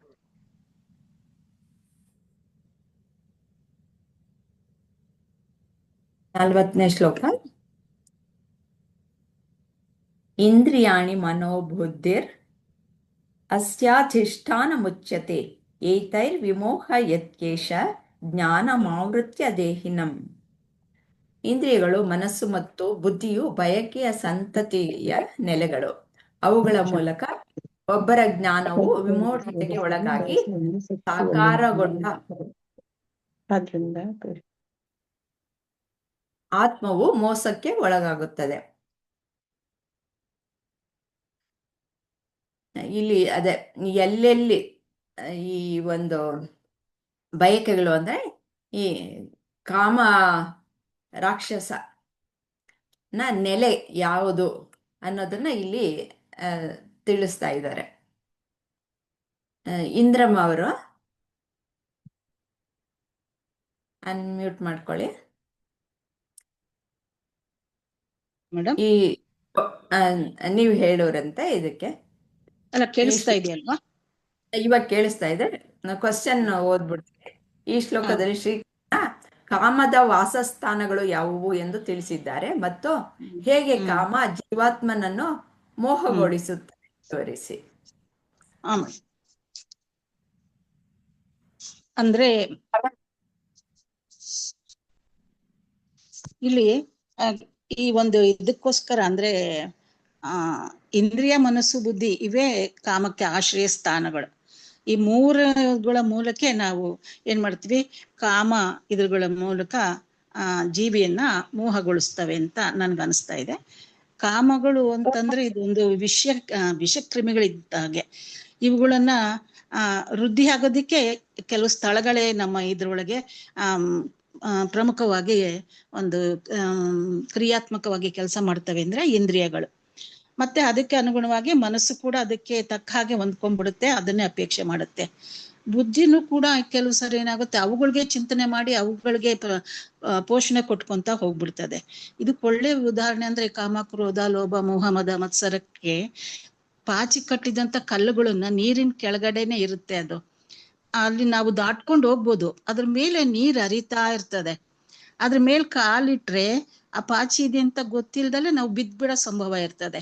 ಆದ್ರೆ ನಮಗ್ ಗೊತ್ತಿದೆ ಈ ಕಾಮ, ಕ್ರೋಧ ಇವೆಲ್ಲ ಕೂಡ ಅಂದ್ರೆ ಕಾಮಗಳು ಇವೆಲ್ಲ ಏನಾಗಿದೆ, ವಿಷ ಜಂತುಗಳಂತೆ ಇದೆ, ಅದ್ ನಮಗೆ ಗೊತ್ತಾಗ್ತಿದೆ. ಅದ್ರ ಏನಾಗಿದೆ, ಅದ್ರ ಮೇಲೆ ನೀರು ಆವರಿಸ್ಕೊಂಡ್ಬಿಟ್ಟಿದೆ.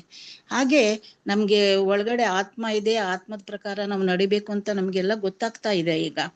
ಆದ್ರೂ ಏನ್ ಮಾಡ್ತೇವೆ, ಆ ಮೋಹಜಾಲಕ್ಕೆ ಸಿಕ್ಬಿಟ್ಟು ಇಂದ್ರಿಯಗಳಿಗೆ ಒಂದು ಆಸೆ ಬಿದ್ದು ಅದಕ್ಕೆ ಒಳಗಾಗ್ಬಿಡ್ತೇವೆ.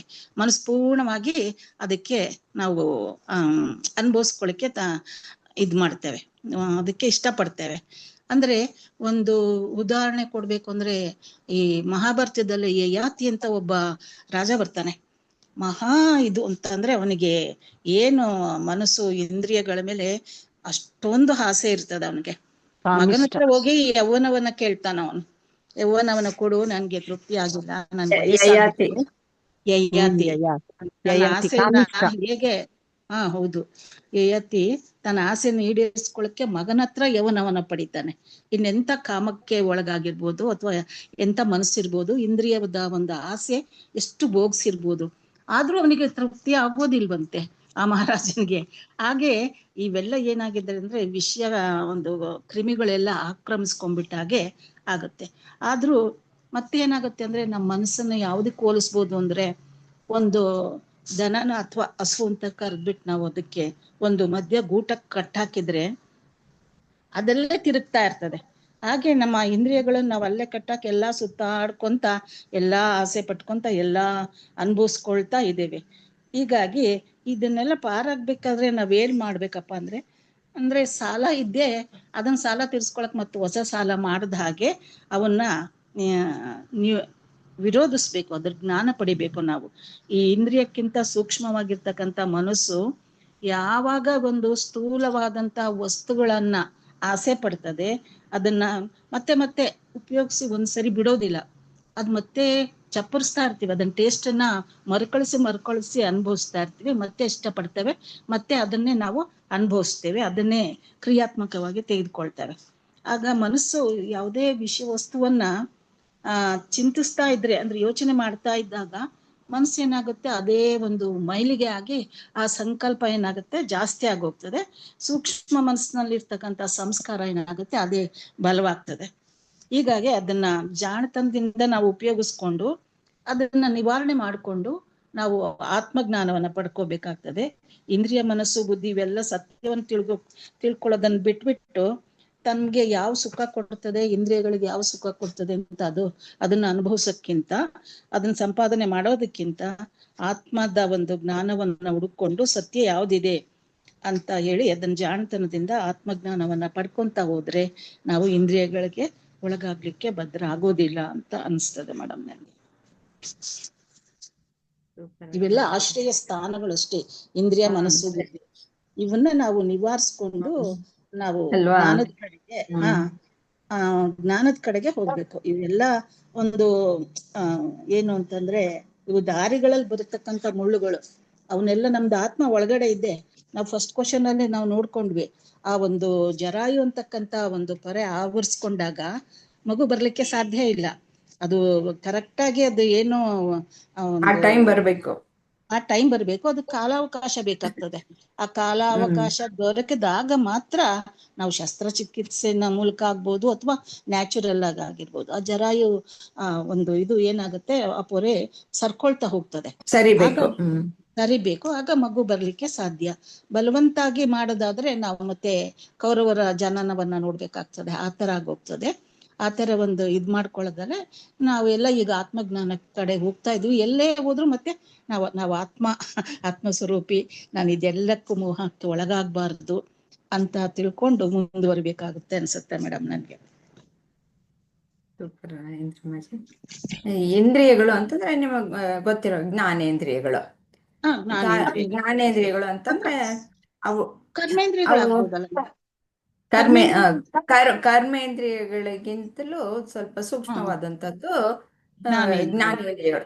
ನಮಗೆ ಈ ಬಯಕೆಗಳನ್ನ ತಗೊಂಡು ಬರುವಂತಹದ್ದು ಈ ಜ್ಞಾನೇಂದ್ರಿಯಗಳು ಮೂಲಕ ತಗೊಂಡು ಬರುತ್ತೆ. ಕರ್ಮೇಂದ್ರಿಯಗಳು ನಮ್ಮ ದೇಹದಿಂದ ಹೊರಗಡೆ ಮಾಡುವಂತ ಕರ್ಮಗಳನ್ನು ಮಾಡುವಂತಹವು. ಅದು ಹೇಗೆ ಕರ್ಮೇಂದ್ರಿಯಗಳು ಕೊನೆಯ ಭಾಗದಲ್ಲಿ ದೇಹೇಂದ್ರಿಯಗಳಿಗೆ ಪ್ರೇರೇಪಿಸ್ತಿರೋದೇ ಇದಲ್ವಾ, ಮನಸ್ಸಲ್ವಾ? ಯಾವುದು ಮನಸ್ಸಿನಲ್ಲಿರುವ ವಾಸನೆಗಳು ಕಾರಣವಾಗತ್ತೆ. ಈ ಹೊರಗಡೆ ಈ 5 ಇಂದ್ರಿಯಗಳು 5 ವಿಷಯಗಳು ಹೊರಗಡೆಯಿಂದ ಬರುವಂತಹದ್ದು. 5 ವಿಷಯಗಳನ್ನ ಹೇಗೆ ಅಂತಂದ್ರೆ ನೀವು ಹೇಳ್ದಾಗೆ ಮನಸ್ಸು ಕಾರಣ ಹೇಗೆ ಅಂತಂದ್ರೆ ನಮ್ಮ ವಾಸನಾ ಬೀಜಗಳು ಅಲ್ಲಿರುತ್ತೆ. ಎಲ್ಲರೂ ಎಲ್ಲವನ್ನೂ ಬಯಸಲ್ಲ. ಯಾವುದ್ರಲ್ಲಿ ಅಟ್ರಾಕ್ಷನ್ ಇರುತ್ತೆ ಎಲ್ರನ್ನು ಕುಡಿಯಕ್ ಹೋಗ್ತಾರ? ಇಲ್ಲ. ಎಲ್ಲಿ ವಾಸನೆ ಇರುತ್ತೋ ಅದು ಒಳಗಡೆನೂ ಇರ್ಬೇಕು, ವಾಸನೆ ಇರ್ಬೇಕು, ಅಲ್ಲಿ ಕಾಣಿಸ್ಲೂಬೇಕು, ಇಂದ್ರಿಯಕ್ಕೆ ಗೊತ್ತಾಗ್ಬೇಕು. ಆವಾಗ ಅದು ಸೆಳೆತ ಅನ್ನೋದು ಬರುತ್ತೆ. ಒಂದು ಎಲ್ಲವೂ ಸೇರಿರುತ್ತೆ ಒಂದಕ್ಕೊಂದು. ಆದ್ರೆ ಇಂದ್ರಿಯಗಳಿಂದ ಸೂಕ್ಷ್ಮವಾದಂತಹದ್ದು ಮನಸ್ಸು ನಿಗ್ರಹಿಸಬಹುದು, ಇಂದ್ರಿಯನ್ನ ಹಿಡಿತದಲ್ಲಿ ಇಟ್ಕೊಳ್ಬಹುದು. ಆದ್ರೂ ಬುದ್ಧಿ ಕೆಲಸ ಮಾಡ್ಬೇಕು. ಬುದ್ಧಿ ಮನಸ್ಸನ್ನ ನಿಯಂತ್ರಣ ಮಾಡಬಹುದು. ಅದಕ್ಕಿಂತಲೂ ಮನಸ್ಸಿಗಿಂತಲೂ ಸೂಕ್ಷ್ಮವಾದದ್ದು ಬುದ್ಧಿ. ಇವು ಸತ್ಯವನ್ನು ತಿಳ್ಕೊಳ್ಳೋದು ಬಿಟ್ಬಿಟ್ಟು ಸುಖ ಯಾವ್ದು ಕೊಡುತ್ತೆ ಅಂತ ಆ ಕಡೆ ಮನವೊಲಿಸ್ಬಿಡ್ತವೆ. ಹಾಗಾಗಿ ಯಾವಾಗ ಅಜ್ಞಾನದಲ್ಲಿ ಇರ್ತೀವೋ ಏನು ಅಂತಂದ್ರೆ ಅದೇ ಹೊರಗಡೆ ಪ್ರಪಂಚದಿಂದ ನಾವು ಪಡಿಬೇಕು, ಸುಖ ಪಡಿಬೇಕು ಅಂತಂದ್ಬಿಟ್ಟು ಆ ಬುದ್ಧಿನೂ ಅದಕ್ಕೆ ಟ್ಯೂನ್ ಆಗೋಗ್ಬಿಟ್ಟಿರುತ್ತೆ. ಹೌದು, ಅದಕ್ಕೋಸ್ಕರ ನಾನು ಇದನ್ನ ಮಾಡ್ಬೇಕು, ಈ ಕರ್ಮ ಮಾಡ್ಬೇಕು, ಆ ಕರ್ಮ ಮಾಡ್ಬೇಕು ಅಂತಂದ್ಬಿಟ್ಟು ಅದಕ್ಕೆ ಟ್ಯೂನ್ ಆಗ್ಬಿಟ್ಟು ಇಂದ್ರಿಯಗಳು, ಮನಸ್ಸು, ಬುದ್ಧಿ ಅಷ್ಟು ಸಹ ಸೇರ್ಕೊಂಡು ಈ ಕಾಮ್ಯ ಕರ್ಮಗಳನ್ನ ಮಾಡ್ತಾ ಇರುತ್ತೆ. ಅದಕ್ಕೆ ಬಯಕೆಗಳು ಬಂದು ನಮ್ಮ ನಿಜ ಸ್ವರೂಪವನ್ನ ಮರೆಮಾಚಿಸುತ್ತವೆ. ಅದು ಸುಖ ದುಃಖ ಅಂತಂದ್ಬಿಟ್ಟು ಅಲ್ಪ ಸುಖ ಅಷ್ಟೇ, ದುಃಖವನ್ನ ಸಂಕಟವನ್ನ ಅನುಭವಿಸ್ತಾ ಇರುತ್ತೆ. ಅಂದ್ರೆ ಇಂದ್ರಿಯಗಳಿಗಿಂತ ಮನಸ್ಸು ಹೆಚ್ಚಿನದು, ಮನಸ್ಸಿಗಿಂತ ಬುದ್ಧಿ ಹೆಚ್ಚಿನದು. ಬುದ್ಧಿಗಿಂತ ಮುಂದಿನ ಶ್ಲೋಕದಲ್ಲಿ ತಿಳಿಸ್ತಾರೆ. ಮುಂದೆ ಒಂದು ಶ್ಲೋಕನೇ, 2 ಶ್ಲೋಕದ ಮುಂದೆನೆ ಅದು ಹೇಗೆ ಸೂಕ್ಷ್ಮವಾಗಿವೆ ಅಂತ ಬಿಟ್ಟು ಅವು ನಿಯಂತ್ರಣ ಮಾಡತ್ತೆ. ಇಂದ್ರಿಯಗಳನ್ನ ಮನಸ್ಸು ನಿಯಂತ್ರಣ ಮಾಡಬಹುದು, ಆದ್ರೆ ಎಲ್ಲ ಒಂದಕ್ಕೊಂದು ಸೇರ್ಕೊಂಡ್ಬಿಟ್ಟು ಅವು ಈ ಕಾಮ್ಯ ಕರ್ಮಗಳಲ್ಲಿ ತೊಡಕೊಂಡಿರತ್ತೆ. ಆದ್ರೆ ಯಾವಾಗ ಮನಸ್ಸಿಗೆ ಗೊತ್ತಾಗುತ್ತೋ, ನಮ್ಮ ಬುದ್ಧಿಯಲ್ಲಿ ಆ ವಿವೇಕ ಅನ್ನೋದು ಜಾಗೃತೆ ಆಗುತ್ತೋ, ಆವಾಗ ಇದರಲ್ಲಿ ಏನು ಸುಖ ಕಾಣಿಸ್ತಾ ಇಲ್ಲ, ಒಂದು ಹಂತ ಬರ್ಬೇಕು, ಎಲ್ಲದಕ್ಕೂ ಒಂದೊಂದು ಹಂತ ಬರ್ಬೇಕು. ನಾವು ಒಂದೇ ಸತಿ ಹುಟ್ಟಿದ ತಕ್ಷಣನೇ ಆತ್ಮಜ್ಞಾನದ ಕಡೆಗೆ ಬಂದ್ವಾ? ಇಲ್ಲ, ನಾವು ಚೆನ್ನಾಗಿ ಹೊಡೆತ ತಿಂದು ತಿಂದು ತಿಂದು ತಾನೇ ಈ ಆತ್ಮಜ್ಞಾನದ ಕಡೆಗೆ. ಅದಕ್ಕೂ ಬರ್ಬೇಕು ಅಂತಂದ್ರೆ ಹೊಡೆತಗಳು ತಿನ್ನೋದೇ ಅಷ್ಟೇ ಅಲ್ಲ, ನಮ್ಗೆ ಒಂದಿಷ್ಟು ಜವಾಬ್ದಾರಿಗಳನ್ನ ಸಹ ಬಿಡಿಸ್ಕೊಂಡಿದೀವಿ. ಮತ್ತೆ ಇವಾಗ ದುಡಿಲೇಬೇಕಪ್ಪ ಅನ್ನುವಂತಹ ಒಂದು ಪರಿಸ್ಥಿತಿನೂ ಇಲ್ಲ. ಅದು ಒಂದು ನೆಮ್ಮದಿ. ಆ ಒತ್ತಡ ಇದ್ದಾಗ ಆತ್ಮಜ್ಞಾನದ ಕಡೆಗೆ ಬರೋದಕ್ಕೆ ತುಂಬಾ ಕಷ್ಟ ಆಗುತ್ತೆ. ಅದಕ್ಕೆ ಅನುಕೂಲ ವಾತಾವರಣವೂ ಬೇಕು. ಇವೆಲ್ಲ ಅನೇಕ ಕಾರಣಗಳಿಂದ ನಮ್ಗೆ ಆತ್ಮಜ್ಞಾನದ ಕಡೆಗೆ ಬರೋದಕ್ಕೆ ಸಾಧ್ಯ ಇಲ್ಲ. ಎಲ್ಲ ಅನುಕೂಲಗಳಿದ್ರೂ ಸಹ ಮನಸ್ಸು ಆತ್ಮಜ್ಞಾನದ ಕಡೆಗೆ ಬರ್ಬೇಕಾದ್ರೆ ಆಗ್ಲೂ ಕಷ್ಟ ಇರುತ್ತೆ. ಏನು ಒಂದೊಂದು ಹೇಗೆ ಮನಸ್ಸು ಹದ ಆಗ್ತಾ ಬರುತ್ತೋ, ಆದ ಹಾಗೆ ಈ ಅದ್ರ ಜರ್ನಿ ಮುಂದೆ ಮುಂದಕ್ಕೆ ಹೋಗ್ತಾ ಇರುತ್ತೆ. ಅವಾಗ ಈ ರೀತಿಯ ಪ್ರಯಾಣ ಅದು ಬೆಳೆಸುತ್ತೆ, ಸಾಧನೆ ಕಡೆಗೆ ತಿರುಗುತ್ತೆ, ನನ್ನ ನಿಜ ಸ್ವರೂಪ ತಿಳ್ಕೊಳ್ಬೇಕು ಅಂತ ಅನ್ಕೊಳುತ್ತೆ. ಹೀಗೆ ಹೋಗೋರ್ಗೆ ಈ ಬಯಕೆಗಳು ಮೋಸ ಮಾಡಿಬಿಡುತ್ತವೆ, ಅಲ್ಲಿ ಹಿಡಿದುತ್ತವೆ, ಹೋಗಕ್ಕೆ ಬಿಡಲ್ಲ ಅಂತ ಇಲ್ಲಿ ಹೇಳ್ತಾ ಇದ್ದಾರೆ. ಇಲ್ಲೇ ಇದೆ ಸುಖ ಅಂತ ಬಿಟ್ಟು ಅವು ಹೇಳ್ತಾ ಇರುತ್ತವೆ. ಈ ಅಹಂಕಾರ ಅನ್ನೋದು ಏನಿದೆ ಅಂದ್ರೆ ಅದು ಪಾಪ ಅದಕ್ಕೆ ತಾನು ಯಾರು ಅನ್ನೋದು ಗೊತ್ತಿಲ್ಲ. ಅದು ಏನ್ ಮಾಡುತ್ತೆ, ಆತ್ಮ ಅನ್ನೋಂತ ಗೊತ್ತಾಗಲ್ಲ ಅದಕ್ಕೆ. ಇಂದ್ರಿಯಗಳನ್ನು ಹಿಡ್ಕೊಂಡ್ಬಿಟ್ಟು ಇಂದ್ರಿಯಗಳಿಗೆ ಆತ್ಮ ಕಾಣಿಸಲ್ಲ, ಮನಸ್ಸಿಗೂ ಗೊತ್ತಾಗಲ್ಲ. ಅದಕ್ಕೆ ಬುದ್ಧಿಯಲ್ಲಿ ಯಾವಾಗ್ಲೂ ಸೂಕ್ಷ್ಮ ಆಗ್ಬೇಕು. ಸೂಕ್ಷ್ಮ ಆದಾಗ ಅಲ್ಲಿ ಮಾತ್ರ ಗೊತ್ತಾಗೋದು. ನೀವು ಸಾಧನ ಚತುಷ್ಟಯ ಎಲ್ಲ ಓದಿದಿರಲ್ಲ, ಅದರಲ್ಲಿ ವಿವೇಕದಿಂದ ತಾನೇ ಎಲ್ಲ ಪ್ರತಿಯೊಂದು ತಿಳ್ಕೊಳ್ಳೋದಕ್ಕೆ ಸಾಧ್ಯ ಆಗೋದು. ಅದನ್ನ ಇಲ್ಲಿ ಹೇಳ್ತಾ ಇದ್ದಾರೆ. ಹೀಗೆ ಎಲ್ಲ ಬಯಕೆ ಅನ್ನೋದು ಅವುಗಳ ವಾಸಸ್ಥಾನ. ಇಂದ್ರಿಯಗಳು, ಮನಸ್ಸು, ಬುದ್ಧಿ ಅಲ್ಲಿರುತ್ತವೆ. ಅವೆಲ್ಲಾನು ನಮ್ಮ ನಿಜ ಸ್ವರೂಪವನ್ನು ಮುಚ್ಚಿ ಬಿಡುತ್ತವೆ. ಯಾವಾಗ ನಾವು ಮತ್ತೆ ಮತ್ತೆ ಅನುಭವಿಸ್ಲಿಕ್ಕೆ ಇಷ್ಟಪಡುತ್ತೆ. ಅಲ್ಲಿ ಸಿಗುತ್ತೇನೋ ಅಂತ ಅದು ಅದೇ ಗೊತ್ತಿಲ್ಲ. ಅದಕ್ಕೆ ಅಜ್ಞಾನ ಹೋಗ್ಬೇಕು. ಅಜ್ಞಾನ ಹೋಗೋವರೆಗೂ ಅದಕ್ಕೆ ಹಾಗೆ ಹೊಡೆತಗಳು ತಿಂತಾನೆ ಇರುತ್ತವೆ. ಬೇರೆಯವ್ರ ಯಾರಾದ್ರೂ ಶೇರ್ ಮಾಡ್ಕೊಳ್ತೀರಾ?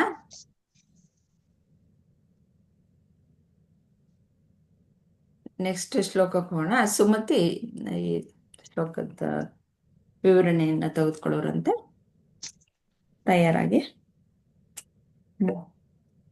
ತಸ್ಮಾತ್ತ್ವಮಿಂದ್ರಿಯಾಣ್ಯಾದೌ ನಿಯಮ್ಯ ಭರತರ್ಷಭ ಪಾಪ್ಮಾನಂ ಪ್ರಜಹಿಹ್ಯೇನಂ ಜ್ಞಾನ ವಿಜ್ಞಾನ ನಾಶನಂ.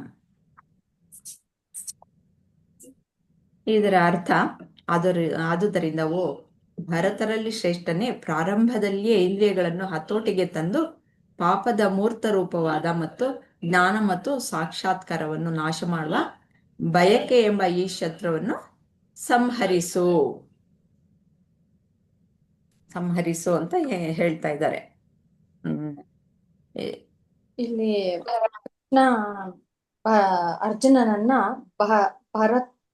ಭರತರ್ ಸಭಾ ಅಲ್ವಾ ಆಂಟಿ? ಭರತರ್ ಸಭಾ ಕರೆಕ್ಟಾ? ನಾನು ಪ್ರೊನೌನ್ಸ್ ಮಾಡಿದ್ದೆ ಹಾಗೆ ಅಡ್ರೆಸ್ ಮಾಡ್ತಾರೆ. ಅದ್ರ ಮೀನಿಂಗ್ ಬಂದ್ಬಿಟ್ಟು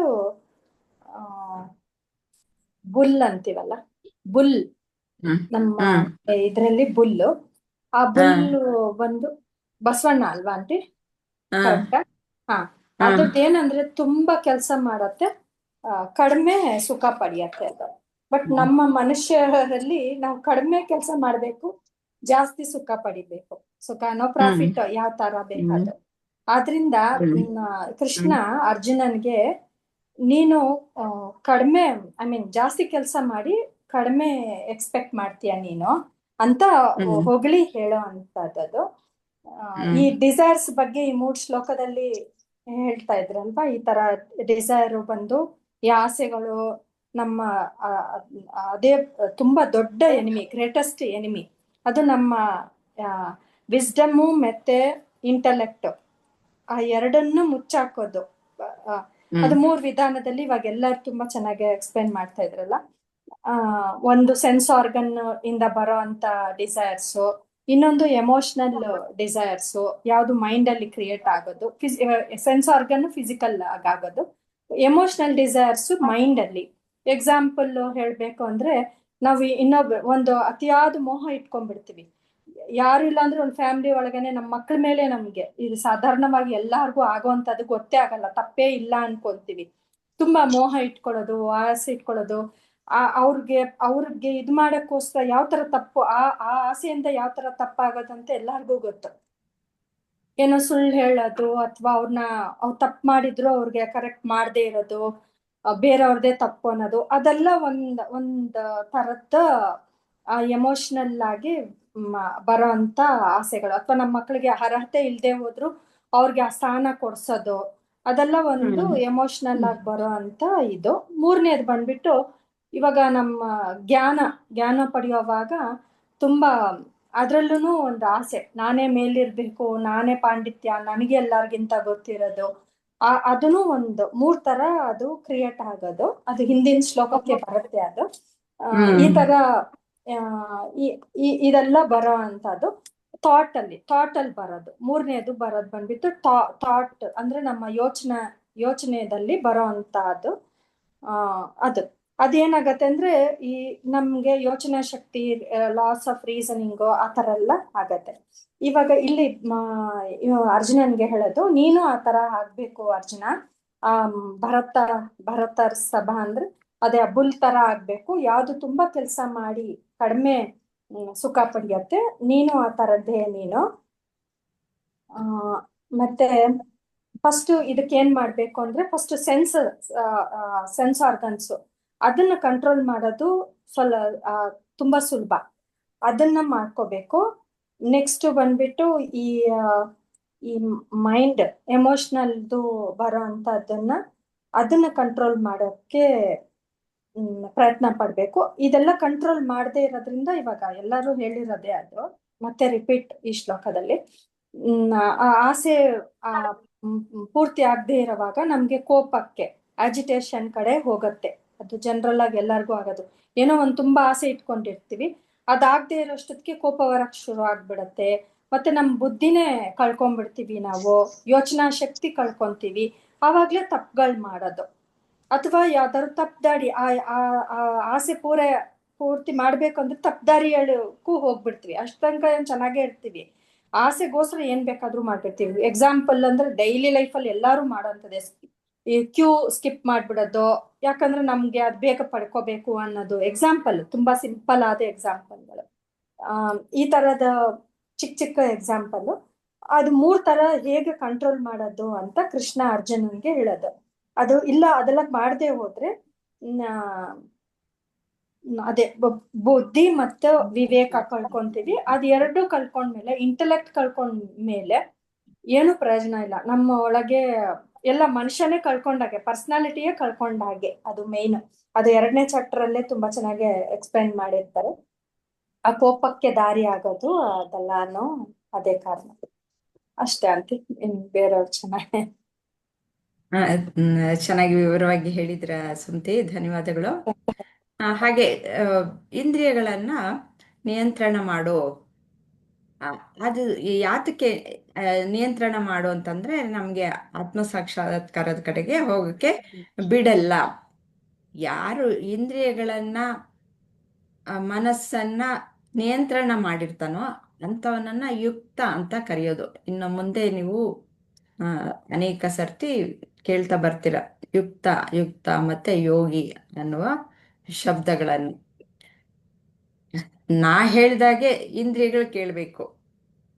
ನಾನು ಹೇಗೆ ಉಪಯೋಗಿಸ್ತೀನೋ ಆ ರೀತಿಯಲ್ಲಿ ಇಂದ್ರಿಯಗಳನ್ನ ಯಾರು ತನ್ನ ವಶದಲ್ಲಿ ಇಟ್ಕೊಂಡಿರ್ತಾನೋ, ತನ್ನ ಮನಸ್ಸನ್ನ ತನ್ನ ವಶದಲ್ಲಿ ಇಟ್ಕೊಂಡಿರ್ತಾನೋ, ಬುದ್ಧಿಯನ್ನು ತನ್ನ ವಶದಲ್ಲಿ ಇಟ್ಕೊಂಡಿರ್ತಾನೋ ಅಂಥವನು ಯುಕ್ತನಾಗ್ತಾನೆ.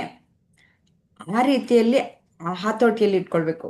ಇಲ್ಲ ಅಂತಂದ್ರೆ ಆ ಇಂದ್ರಿಯಗಳು ನಮ್ಮನ್ನ ಆಳತ್ವೆ, ಮನಸ್ಸು ಬುದ್ಧಿ ನಮ್ಮನ್ನ ಆಳತ್ತೆ. ನೀವು ಹೇಳಿದ ಹಾಗೆ ಎಲ್ಲವೂ ಈ ಇಂದ್ರಿಯಗಳಿಂದ, ವಸ್ತು ವಿಷಯಗಳು ಮತ್ತೆ ಎಮೋಷನಲ್ ಡಿಸೈರ್ಸ್, ಇಂಟೆಲೆಕ್ಚುಯಲ್ ಇದು ಅಂತಂದ್ರೆ ಒಂದು ಅಧಿಕಾರ ಅಂಥದ್ದು ಸ್ಥಾನಗಳನ್ನ ಪಡಿಬೇಕು ಅನ್ನೋದು ಇಂಥದ್ದು ಎಲ್ಲವೂ ಮೂರಕ್ಕೆ ಸಂಬಂಧಪಟ್ಟಿರುವಂತಹವೇ. ಅವೆಲ್ಲವೂ ಬಯಕೆಗಳೇ.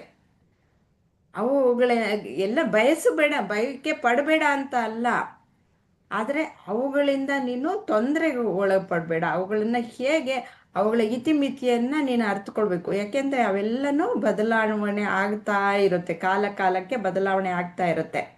ಅವಿಲ್ಲ ಅಂತಂದಾಗ ನೀನು ಕಷ್ಟಪಡ್ತೀಯ. ಅದಕ್ಕೋಸ್ಕರ ನೀನು ಇದನ್ನು ನಿಯಂತ್ರಣದಲ್ಲಿ ಇಟ್ಕೊಂಡಾಗ ನಿನ್ಗೆ ಹೇಗೆ ಬೇಕೋ ಹಾಗೆ ನೀನು ಬಳಸ್ಕೊಳ್ಳೋದಕ್ಕೆ ಸಾಧ್ಯವಾಗುತ್ತೆ. ಮತ್ತೆ ಎಂಥ ಸಂದರ್ಭ ಬಂದಾಗ್ಲೂ ಸಹ ನೀನು ತಿತಿಕ್ಷೆಯಿಂದ ಅಂತಂದ್ರೆ ಒಂದು ಸಮತ್ವವಾಗಿ ನೀನು ಇರೋದಕ್ಕೆ ಸಾಧ್ಯ ಆಗುತ್ತೆ. ಯಾವಾಗ ನಿನ್ನ ಹತೋಟಿಯಲ್ಲಿ ಇಟ್ಕೊಳ್ಳಲ್ವ ಮನಸ್ಸನ್ನ, ಅವಾಗ ದುಃಖ ನಿನ್ನನ್ನು ಕಾಡುತ್ತೆ. ನಿನ್ನ ಇಂದ್ರಿಯಗಳನ್ನು ಯಾವಾಗ ನಿಯಂತ್ರಣದಲ್ಲಿ ಇಟ್ಕೊಳ್ತೀಯ, ಆವಾಗ ನೀನು ನಿನ್ನ ಆತ್ಮ, ಅದರ ಒಂದು ಬಗ್ಗೆ ಆತ್ಮಜ್ಞಾನದ ಕಡೆಗೆ ನೀನು ಹೋಗೋಕ್ಕೆ ಸಾಧ್ಯ. ಮತ್ತೆ ಧ್ಯಾನ ಮಾಡೋದಕ್ಕೆ ಮುಂದೆ ಧ್ಯಾನವನ್ನು ಸಹ ತಿಳಿಸೋದಕ್ಕೋಸ್ಕರ ಇದು ಪೀಠಿಕೆಯನ್ನು ಹೇಳಿದ್ದಾರೆ. ಧ್ಯಾನ ಮಾಡೋದಕ್ಕೂ ಸಹ ಇಂದ್ರಿಯಗಳ ನಿಯಂತ್ರಣ ಅಗತ್ಯ. ಇಂದ್ರಿಯಗಳು ಯಾವಾಗ ನಿಯಂತ್ರಣದಲ್ಲಿರಲ್ವೋ ಧ್ಯಾನ ಮಾಡೋದಕ್ಕೆ ಸಾಧ್ಯ ಆಗಲ್ಲ. ಧ್ಯಾನ ಮಾಡೋದ್ರಿಂದ ನಮ್ಮ ನಿಜ ಸ್ವರೂಪವನ್ನು ಅಪರೋಕ್ಷವಾಗಿ ನಾವು ತಿಳಿದುಕೊಳ್ಳೋದಕ್ಕೆ ಸಾಧ್ಯ ಇದೆ.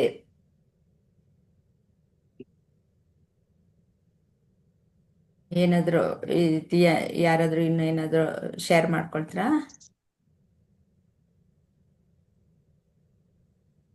ಇಲ್ಲ ಅಂತಂದ್ರೆ 42ನೇ ಶ್ಲೋಕ.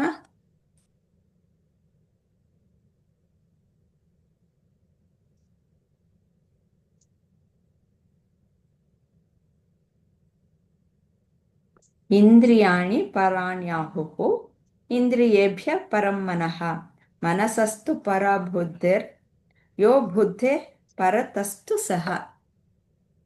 ಇಂದ್ರಿಯಗಳು ಸ್ಥೂಲ ದೇಹಕ್ಕಿಂತ ಶ್ರೇಷ್ಠವಾಗಿವೆ ಮತ್ತು ಇಂದ್ರಿಯಗಳಿಗಿಂತ ಮನಸ್ಸು ಶ್ರೇಷ್ಠವಾಗಿದೆ. ಮನಸ್ಸಿನ ಆಚೆಗೆ ಬುದ್ಧಿ ಇದೆ ಮತ್ತು ಬುದ್ಧಿಯ ಆಚೆಗೆ ಆತ್ಮವಿದೆ.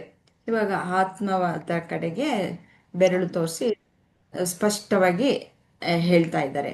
ಹೇಗೆ ಯಾವುದಕ್ಕಿಂತ ಯಾವುದು ಸೂಕ್ಷ್ಮ ಇದೆ, ಯಾವುದನ್ನ ಯಾವುದು ನಿಯಂತ್ರಣ ಮಾಡೋದಕ್ಕೆ ಕೊನೆಗೆ ಪರಮೋತ್ಕೃಷ್ಟವಾದಂತಹ ಪರಮ ಪವಿತ್ರವಾದಂತಹದ್ದು ಯಾವುದು, ಅಲ್ಟಿಮೇಟ್ ರಿಯಾಲಿಟಿ ಅಂತ ಏನು ಹೇಳ್ತೀವಿ, ಸತ್ಯ ಅನ್ನೋದನ್ನು ಹೇಳ್ತೀವಿ, ಅದು ಆತ್ಮ. ಅದಕ್ಕಿಂತ ಮೇಲಿನದು ಯಾವುದು ಇಲ್ಲ ಅಂತಂದ್ಬಿಟ್ಟು ಇಲ್ಲಿ ಹೇಳ್ತಾ ಇದ್ದಾರೆ. ಇದನ್ನು ಯಾರು, ಎಲ್ರಿಗೂ ಚಾನ್ಸ್ ಸಿಕ್ಕಾಗಿದೆ ಅಲ್ವಾ? ಲಕ್ಷ್ಮಿಯವರು ಶೇರ್ ಮಾಡ್ಕೊಳ್ತೀರಾ? ಹೇಳ್ತೇನ್ರಿ. ಇಲ್ಲೇ ಈ ಶ್ಲೋಕ ಇಂದ್ರಿಯಗಳ ಹೆಂಗ ಹೇಳಿ.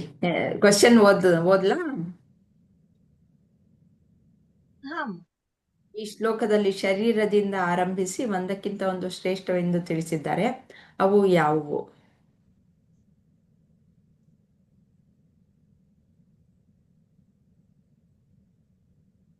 ಹೇಳಿ. ಇಲ್ಲೇ ಇಂದ್ರಿಯಗಳು ಸ್ಥೂಲ ದೇಹಕ್ಕಿಂತ ಶ್ರೇಷ್ಠವಾಗಿವೆ ಅಂತ ಹೇಳಿ ಕೊಟ್ಟಾರ್ರಿ. ಅಂದ್ರ ಈಗ ನಾವು ಶ್ರೀಕೃಷ್ಣನ್ ಭಗವದ್ಗೀತಾ ಈ ಬುಕ್ ನೋಡಿದಾಗ ಶ್ರೀಕೃಷ್ಣ ಪರಮಾತ್ಮ 5 ಕುದುರೆನ್ ಹಿಡ್ದಾರ್ರಿ ಬಿಗಿಯಾಗಿ. ಅಂದ್ರ ಪಂಚೇಂದ್ರಿಯಗಳನ್ನ ನಮ್ ಹಿಡಿತದೊಳಗ್ ಇಟ್ಕೊಂಡಂಗ ಅಮ್ಮ. ಶ್ರೀಕೃಷ್ಣ ಯಾರು ಅಲ್ಲ, ನಮ್ಮ ಆತ್ಮ ರೀ. ಅಲ್ಲೇ ಆ ಪ್ರಕಾರ ನೋಡಿದ್ರೆ ನಮ್ಮ ಆತ್ಮ ಶ್ರೀಕೃಷ್ಣ.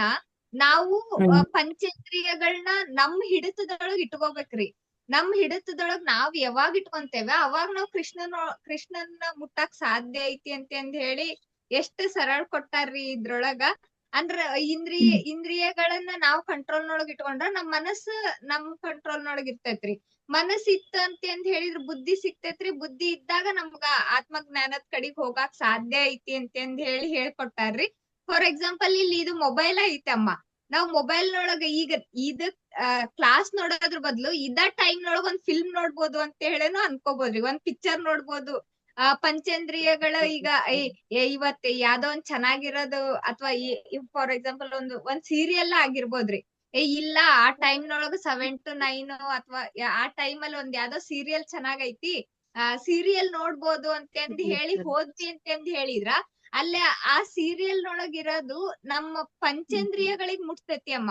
ಕಣ್ಣು, ಕಿವಿ, ದೇಹಕ್ಕ ಏನ್ ಬೇಕಲ್ಲ ಅದನ್ನ ಆ ಸೀರಿಯಲ್ ಕೊಡ್ತೈತ್ರಿ. ಆ ಸೀರಿಯಲ್ ಅದು ಆ ಧಾರಾವಾಹಿ ಕೊಟ್ಟಾಗ ನಮ್ ಮನಸ್ಸು ಹುಚ್ಚಿಳ್ತೈತ್ರಿ. ಅವಾಗ ನಮ್ಗ ಆತ್ಮಜ್ಞಾನ ಸಿಗಾಕ ಬುದ್ಧಿ ಕಂಟ್ರೋಲ್ ನೊಳಗ್ ಬರಂಗಿಲ್ಲ, ಆತ್ಮಜ್ಞಾನ ಬರಾಕ್ ಸಾಧ್ಯ ಇಲ್ಲ ಅಮ್ಮ. ಅದ ಈಗ ನಾವು ಈ ಕ್ಲಾಸ್ ನೊಳಗ್ ಇಲ್ಲ ನಮ್ಗ ಆತ್ಮಜ್ಞಾನ ಪಡೆಯೋದೈತಿ, ನಮ್ ಪಂಚೇಂದ್ರಿಯಗಳು ನಮ್ ಕಂಟ್ರೋಲ್ ನೊಳಗ್ ಇಟ್ಕೊಂಡು ಕಣ್ಣು, ಕಿವಿ, ದೇಹ, ಮನಸ್ಸು ಇವನ್ನೆಲ್ಲ ನಮ್ ಕಂಟ್ರೋಲ್ ನೊಳಗ್ ಇಟ್ಕೊಂಡು ಇಲ್ಲ ನನಗ್ ಆತ್ಮಜ್ಞಾನ ಪಡೆಯೋದೈತಿ ಅಂತಂದ್ ಹೇಳ್ದಾಗ ಅಷ್ಟನ ಕ್ಲಾಸಿಗೆ ಬರಾಕ್ ಸಾಧ್ಯ ಐತಿ. ನಾವೆಲ್ಲಾ ಆಧ್ಯಾತ್ಮ ಜ್ಞಾನ ಪಡಿಬೇಕಂತಂದ್ ಹೇಳಿ ಶ್ರೀಕೃಷ್ಣನಿಗ ಮುಟ್ಬೇಕಂತ ಹೇಳಿ ಪಂಚೇಂದ್ರಿಯಗಳನ್ನ ಕಂಟ್ರೋಲ್ ನೊಳಗ್ ಇಟ್ಕೊಂಡಿರೋದ್ರಿಂದನ ಈ ಕ್ಲಾಸಿಗೆ ಬರಾಕ್ ಸಾಧ್ಯ ಐತಿ ಅಂತಂದ್ ಹೇಳಕ್ ಇಷ್ಟ ಪಡ್ತೇನೆ ಅಮ್ಮ. ಧನ್ಯವಾದ ರೀ. ಸೂಪರ್ ಲಕ್ಷ್ಮೀಜಿ, ಎಲ್ಲ ಏನಾಗಿ ಹೇಳಿದ್ರ. ಅದೇ ಹೀಗೆ ಅನೇಕ ಬಾರಿ ಇದನ್ನ ವಿಚಾರ ಮಾಡಿರುವಂತಹದ್ದೇ. ಈ ಮನಸ್ಸು ಅನ್ನೋದನ್ನ ಒಂದು ಚಿತ್ರಣವನ್ನ ಕೊಟ್ಟಿರೋದು, ಹೇಗೆ ಕರ್ಮಗಳು ನಡೆಯುತ್ತೆ ಎಲ್ಲವನ್ನು ವಿವರಿಸಿರುವಂತಹದ್ದೇ. ಆದ್ರೆ ಈ ಶ್ಲೋಕದಲ್ಲಿ ಮತ್ತೆ ಇನ್ನೊಂದ್ಸರ್ತಿ ನಾವು ತಿಳಿದುಕೊಳ್ಳೋಣ. ಇವಾಗ ಹಿಂದಿನ ಶ್ಲೋಕಗಳಲ್ಲಾಗ್ಲೇ ಹೇಳಾಗಿದೆ, ಇಂದ್ರಿಯಗಳು ಸ್ಥೂಲ ದೇಹಕ್ಕಿಂತ ಶ್ರೇಷ್ಠವಾಗಿವೆ. ನಮ್ಮ ದೇಹಕ್ಕಿಂತ ಇಂದ್ರಿಯಗಳು ಅವಕ್ಕೆಲ್ಲ ಒಂದು ದೇವತೆಗಳಿದೆ ಅಂತ ಬಿಟ್ಟು ಎಲ್ಲ ನೀವು ತಿಳ್ಕೊಂಡಿದ್ದೀರಾ ಅಲ್ವಾ. ಒಂದೊಂದು ಇಂದ್ರಿಯಗಳನ್ನು ಸಹ ನಿಯಂತ್ರಣ ಮಾಡೋದು ಒಂದೊಂದು ದೇವತೆಗಳಿಂದ ಅಂತ ಬಿಟ್ಟು. ನಾವು ದೇವತೆಗಳು ಕೆಲಸ ಮಾಡ್ಲಿಲ್ಲ ಅಂತಂದ್ರೆ ನಮ್ಮ ಇಂದ್ರಿಯಗಳು ಕೆಲಸ ಮಾಡಲ್ಲ. ಬರೀ ಇವು ಗೋಲಕಗಳು. ಈ 5 ಜ್ಞಾನೇಂದ್ರಿಯಗಳು ಏನಿವೆ ಇವೆಲ್ಲ ಗೋಲಕ. ಅದರಲ್ಲಿ ಶಕ್ತಿ ದೇವತೆಗಳು ಮಾಡಬೇಕು. ಅದಕ್ಕೋಸ್ಕರ ಈ ಸ್ಥೂಲ ದೇಹಕ್ಕಿಂತ ಇಂದ್ರಿಯಗಳು ಸೂಕ್ಷ್ಮವಾದಂಥದ್ದು, ಅವು ಶ್ರೇಷ್ಠವಾದಂತಹದ್ದು. ಅದಕ್ಕಿಂತ ಸೂಕ್ಷ್ಮವಾದಂತಹದ್ದು ಮನಸ್ಸು ಈ ಇಂದ್ರಿಯಗಳನ್ನ ನಿಯಂತ್ರಣ ಮಾಡೋದಕ್ಕೆ ಸಾಧ್ಯ ಇದೆ ಅಂತ ನಾವು ವಿಚಾರ ಮಾಡಿದ್ವಿ. ಆದ್ರಿಂದ ಅದು ಕಂಟ್ರೋಲಲ್ಲಿ ಇಡಕ್ ಸಾಧ್ಯ ಇದೆ ಅಂತಂದ್ರೆ ಅದಕ್ಕಿಂತನೂ ಶ್ರೇಷ್ಠವಾದದ್ದು. ಅದು ಏನು ಅಂದ್ರೆ ಅದಕ್ಕಿಂತನೂ ಸೂಕ್ಷ್ಮವಾದದ್ದು ಅಂತಾನು ಹೇಳ್ತಾರೆ.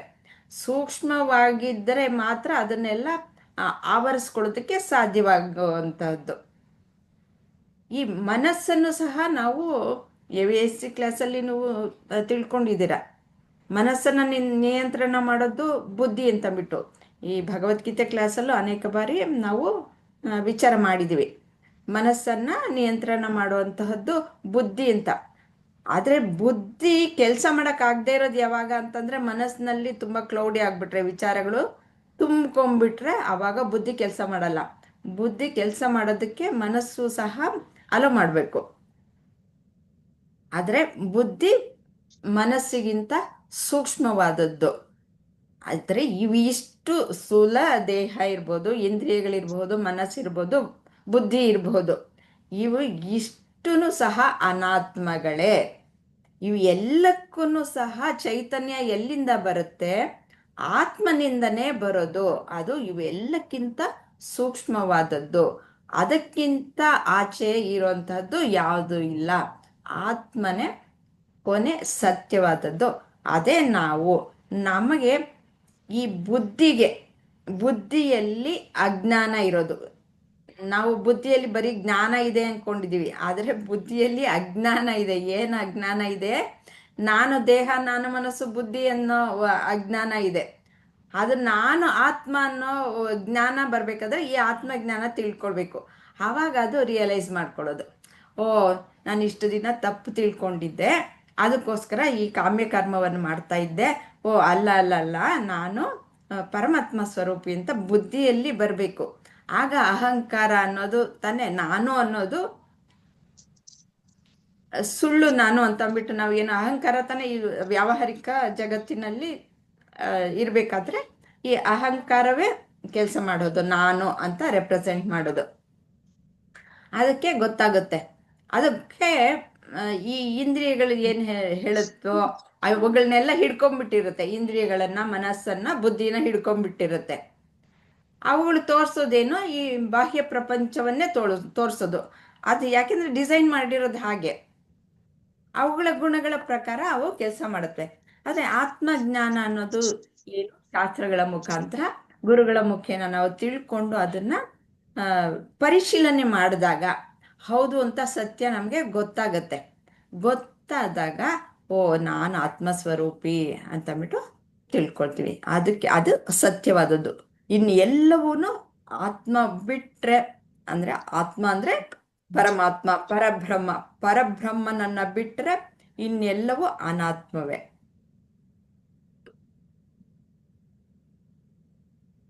ಮುಂದಿನ ಶ್ಲೋಕಕ್ಕೆ ಹೋಗೋಣ.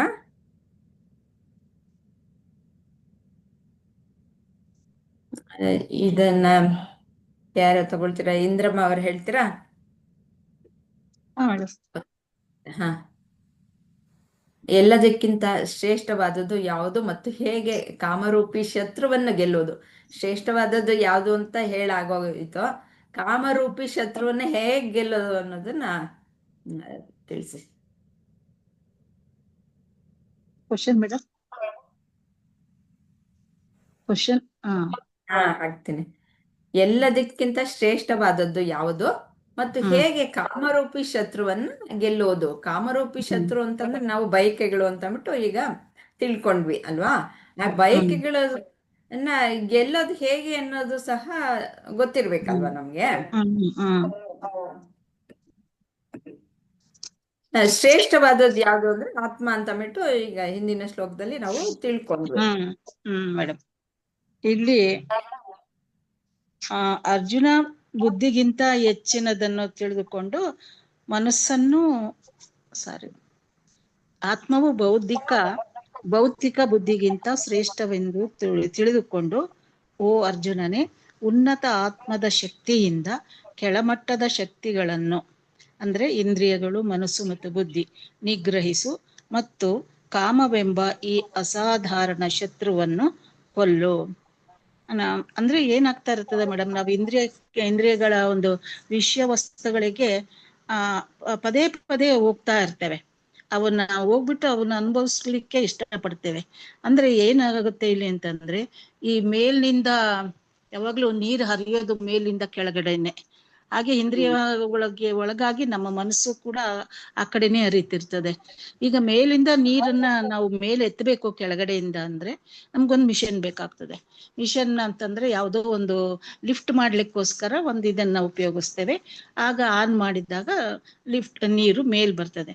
ಹಾಗೆ ಇಲ್ಲೇನಾಗ್ತದೆ, ನಮ್ಗೆ ಬುದ್ಧಿ ಮಟ್ಟ ಪದೇ ಪದೇ ಹಂಗ್ ಹೋಗೋದ್ರಿಂದ ಆತ್ಮ ಅಂತಕ್ಕಂಥ ಒಳಗಡೆ ಒಂದು ಗೂಡಿನಲ್ಲಿ ಅಥವಾ ಒಂದು ಅಂತಃಪುರ ಅಂತ ಇಟ್ಕೊಂಡ್ಬಿಡಿ, ಅಂತಃಪುರದಲ್ಲಿ ಸೇರ್ಕೊಂಡಿರ್ತಕ್ಕಂಥ ಆತ್ಮವನ್ನ ನಾವು ತಿಳಿಬೇಕು ಅಂದ್ರೆ ಫಸ್ಟ್ ನನ್ಗೆ ದೇಹವೂ ನಾನಲ್ಲ, ಅಂದ್ರೆ ನಾನು ಹುಟ್ಟೋದು ಇಲ್ಲ, ಸಾಯೋದು ಇಲ್ಲ, ಎಂದೆಂದಿಗೂ ಇರುವನು ಒಬ್ಬನೇ. ಆ ಒಬ್ಬನೇ ಅವನು ಪರಮಾತ್ಮ.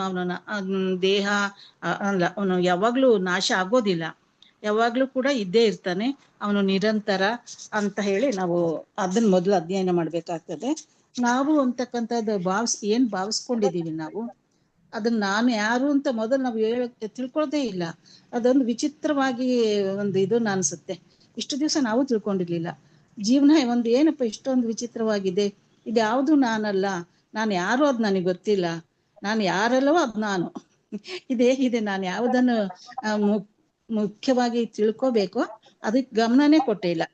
ಯಾವುದು ಒಂದು ವಿಚಿತ್ರವಾಗಿ ಯಾವ್ದನ್ನ ಬೇಕಾಗಿರೋಲ್ಲ ಅದನ್ನೆಲ್ಲ ತಿಳ್ಕೊಂಡು ಈ ಒಂದು ಅಂದ್ರೆ ಈ ಹರಿದೋದ ಬಟ್ಟೆಯನ್ನು ಹೇಗ್ ಚೇಂಜ್ ಮಾಡ್ತೀವೋ, ಅದ್ರಿಗೆ ಹೇಗೆ ನಾವು ಹೊಸ ಬಟ್ಟೆಯನ್ನು ಹಾಕೊಳ್ತೀವೋ, ಈ ಹಳೆ ಬಟ್ಟೆ ಇರ್ತಕ್ಕಂಥ ಈ ದೇಹವನ್ನ ರಕ್ಷಣೆಗೋಸ್ಕರ ನಾವೇನ್ ಮಾಡ್ತಾ ಇದ್ದೀವಿ, ದುಡಿತಾ ಇದ್ದೇವೆ.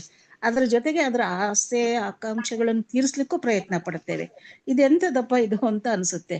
ಇದೊಂದು ಆತ್ಮವಸ್ತು ಇದೆ, ಅದು ಮುಂಚೆನೂ ಆತ್ಮ ಇತ್ತು, ಈಗ್ಲೂ ಇದೆ. ಇದಕ್ಕೆಲ್ಲ ಈ ಹಾಕೊಂಡಿರ್ತಕ್ಕಂಥ ಈ ಉಪಾಧಿಗಳೆಲ್ಲ ಇಂದ್ರಿಯ ಮತ್ತು ಮನಸ್ಸು ಬುದ್ಧಿಗಳನ್ನ ನಾವು ಇವಾಗ ವಶರಾಗ್ಬಿಟ್ಟಿದ್ದೇವೆ. ಒಂದು ಒಳ್ಳೆಯ ಮನಸ್ಸಿನಿಂದ ಒಂದು ಇದನ್ನ ಗೆಲ್ಬೇಕು ಅಂದ್ರೆ ಕೆಟ್ಟ ಮನಸ್ಸನ್ನು ಗೆಲ್ಬೇಕಾಗ್ತದೆ, ಒಟ್ಟಿಗೆ ಸಂಸ್ಕಾರ ಬೇಕಾಗ್ತದೆ. ಒಳ್ಳೆ ಸಂಸ್ಕಾರವನ್ನ ನಾವು ರೂಢಿಸ್ಕೋಬೇಕು.